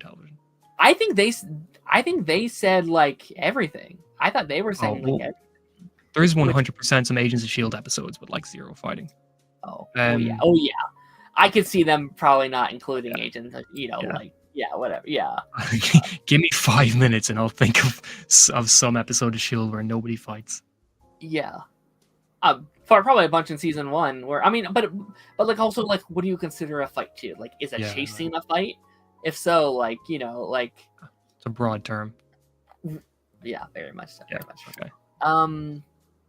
But yeah, that brings us to the end of our little tier list. I mean, do you like the look of the tier list right now? I do. There's nothing that I would. I mean, X-Men should be in D, but that's just my opinion. Fine. But, everything else looks good. Yeah. No. Yeah. I feel like we often agree on like a lot of this kind of stuff. Yeah. I feel like we were very similar outside of a couple, 2 or 3 here that we disagreed on. Yeah. But even then, it's like we disagreed by like one placement or something. Yeah. There was nothing where one of us was like S and the other was like D. Right. Absolutely. Someday we'll have to do like a giant like Marvel ranking or whatever, like all the like Netflix and the Disney Plus. So fun. And crazy. Whatever. Yeah. I'm thinking of doing one when it's over of like comparing Born Again to the original. If you want to come on for that. Oh yeah, that'd be fun for sure. Yeah, I think like I've been distracted by other shows right now. Like I'm doing you, and I want to start Dexter soon. But like, I think once I get through like the Luke Cage, Iron Fist, Punisher, Jessica Jones final season, I think I'm gonna move on to like Cloak and Dagger and like Cloak and Dagger is really fun. Runaways and Legion and Legion's so good. You'd love Legion. Legion is very Legends of Tomorrow-y. I think you'd be into it. Legion is the only X-Men show I haven't seen. I've seen every other X-Men show. That's crazy. Like all the animated stuff. Yeah. Okay. Gifted and a Gifted rewatch might be in order too. I haven't seen Gifted in a long time. I haven't seen Gifted since it came out. Oh, that's so much fun. So my memory's so blank on it. But Connor, this was a lot of fun. Thank you for coming on last minute and talking your ear off for 2.5 hours. Yeah, that's crazy. Hey, look, we just love Secret Invasion. What can we say? It's our favorite thing. We had to talk about that for a whole 2.5 hours. Yeah, we did. Well, Connor, thank you for being on the show. Where can people find you? Where you're located? What you're making? YouTube. What you're doing? Yeah, a lot of Defender stuff, and Agents of S.H.I.E.L.D. stuff as always, which is fun. A lot of Agents of S.H.I.E.L.D. rumors happening that aren't actually rumors. It's just people making stuff up, like Clark Gregg starring in a theater show, and leakers acting like that's confirmed that he's coming back for Coulson. And yeah, there's been a lot of Agents of S.H.I.E.L.D. talk. I feel like in the last couple of months, it's cool to, and I mean, you know, if one show came back, you know, it's always it's always open. Always possible.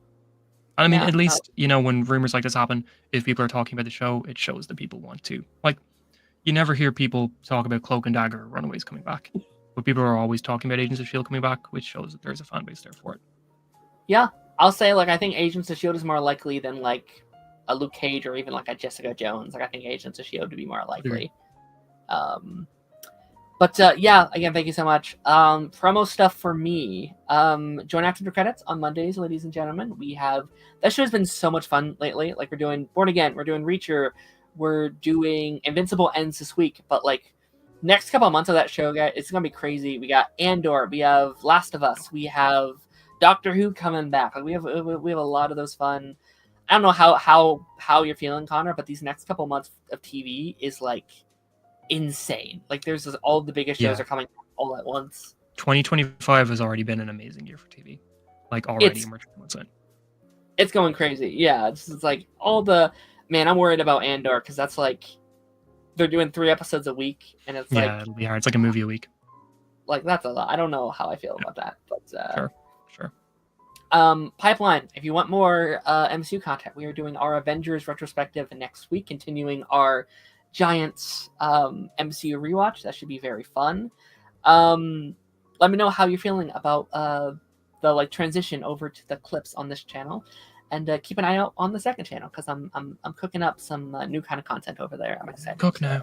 Let him cook. Cooking it up. Yeah, I'm excited for. Connor, thank you for being here again, and I will see you guys on the flip side. Bye bye.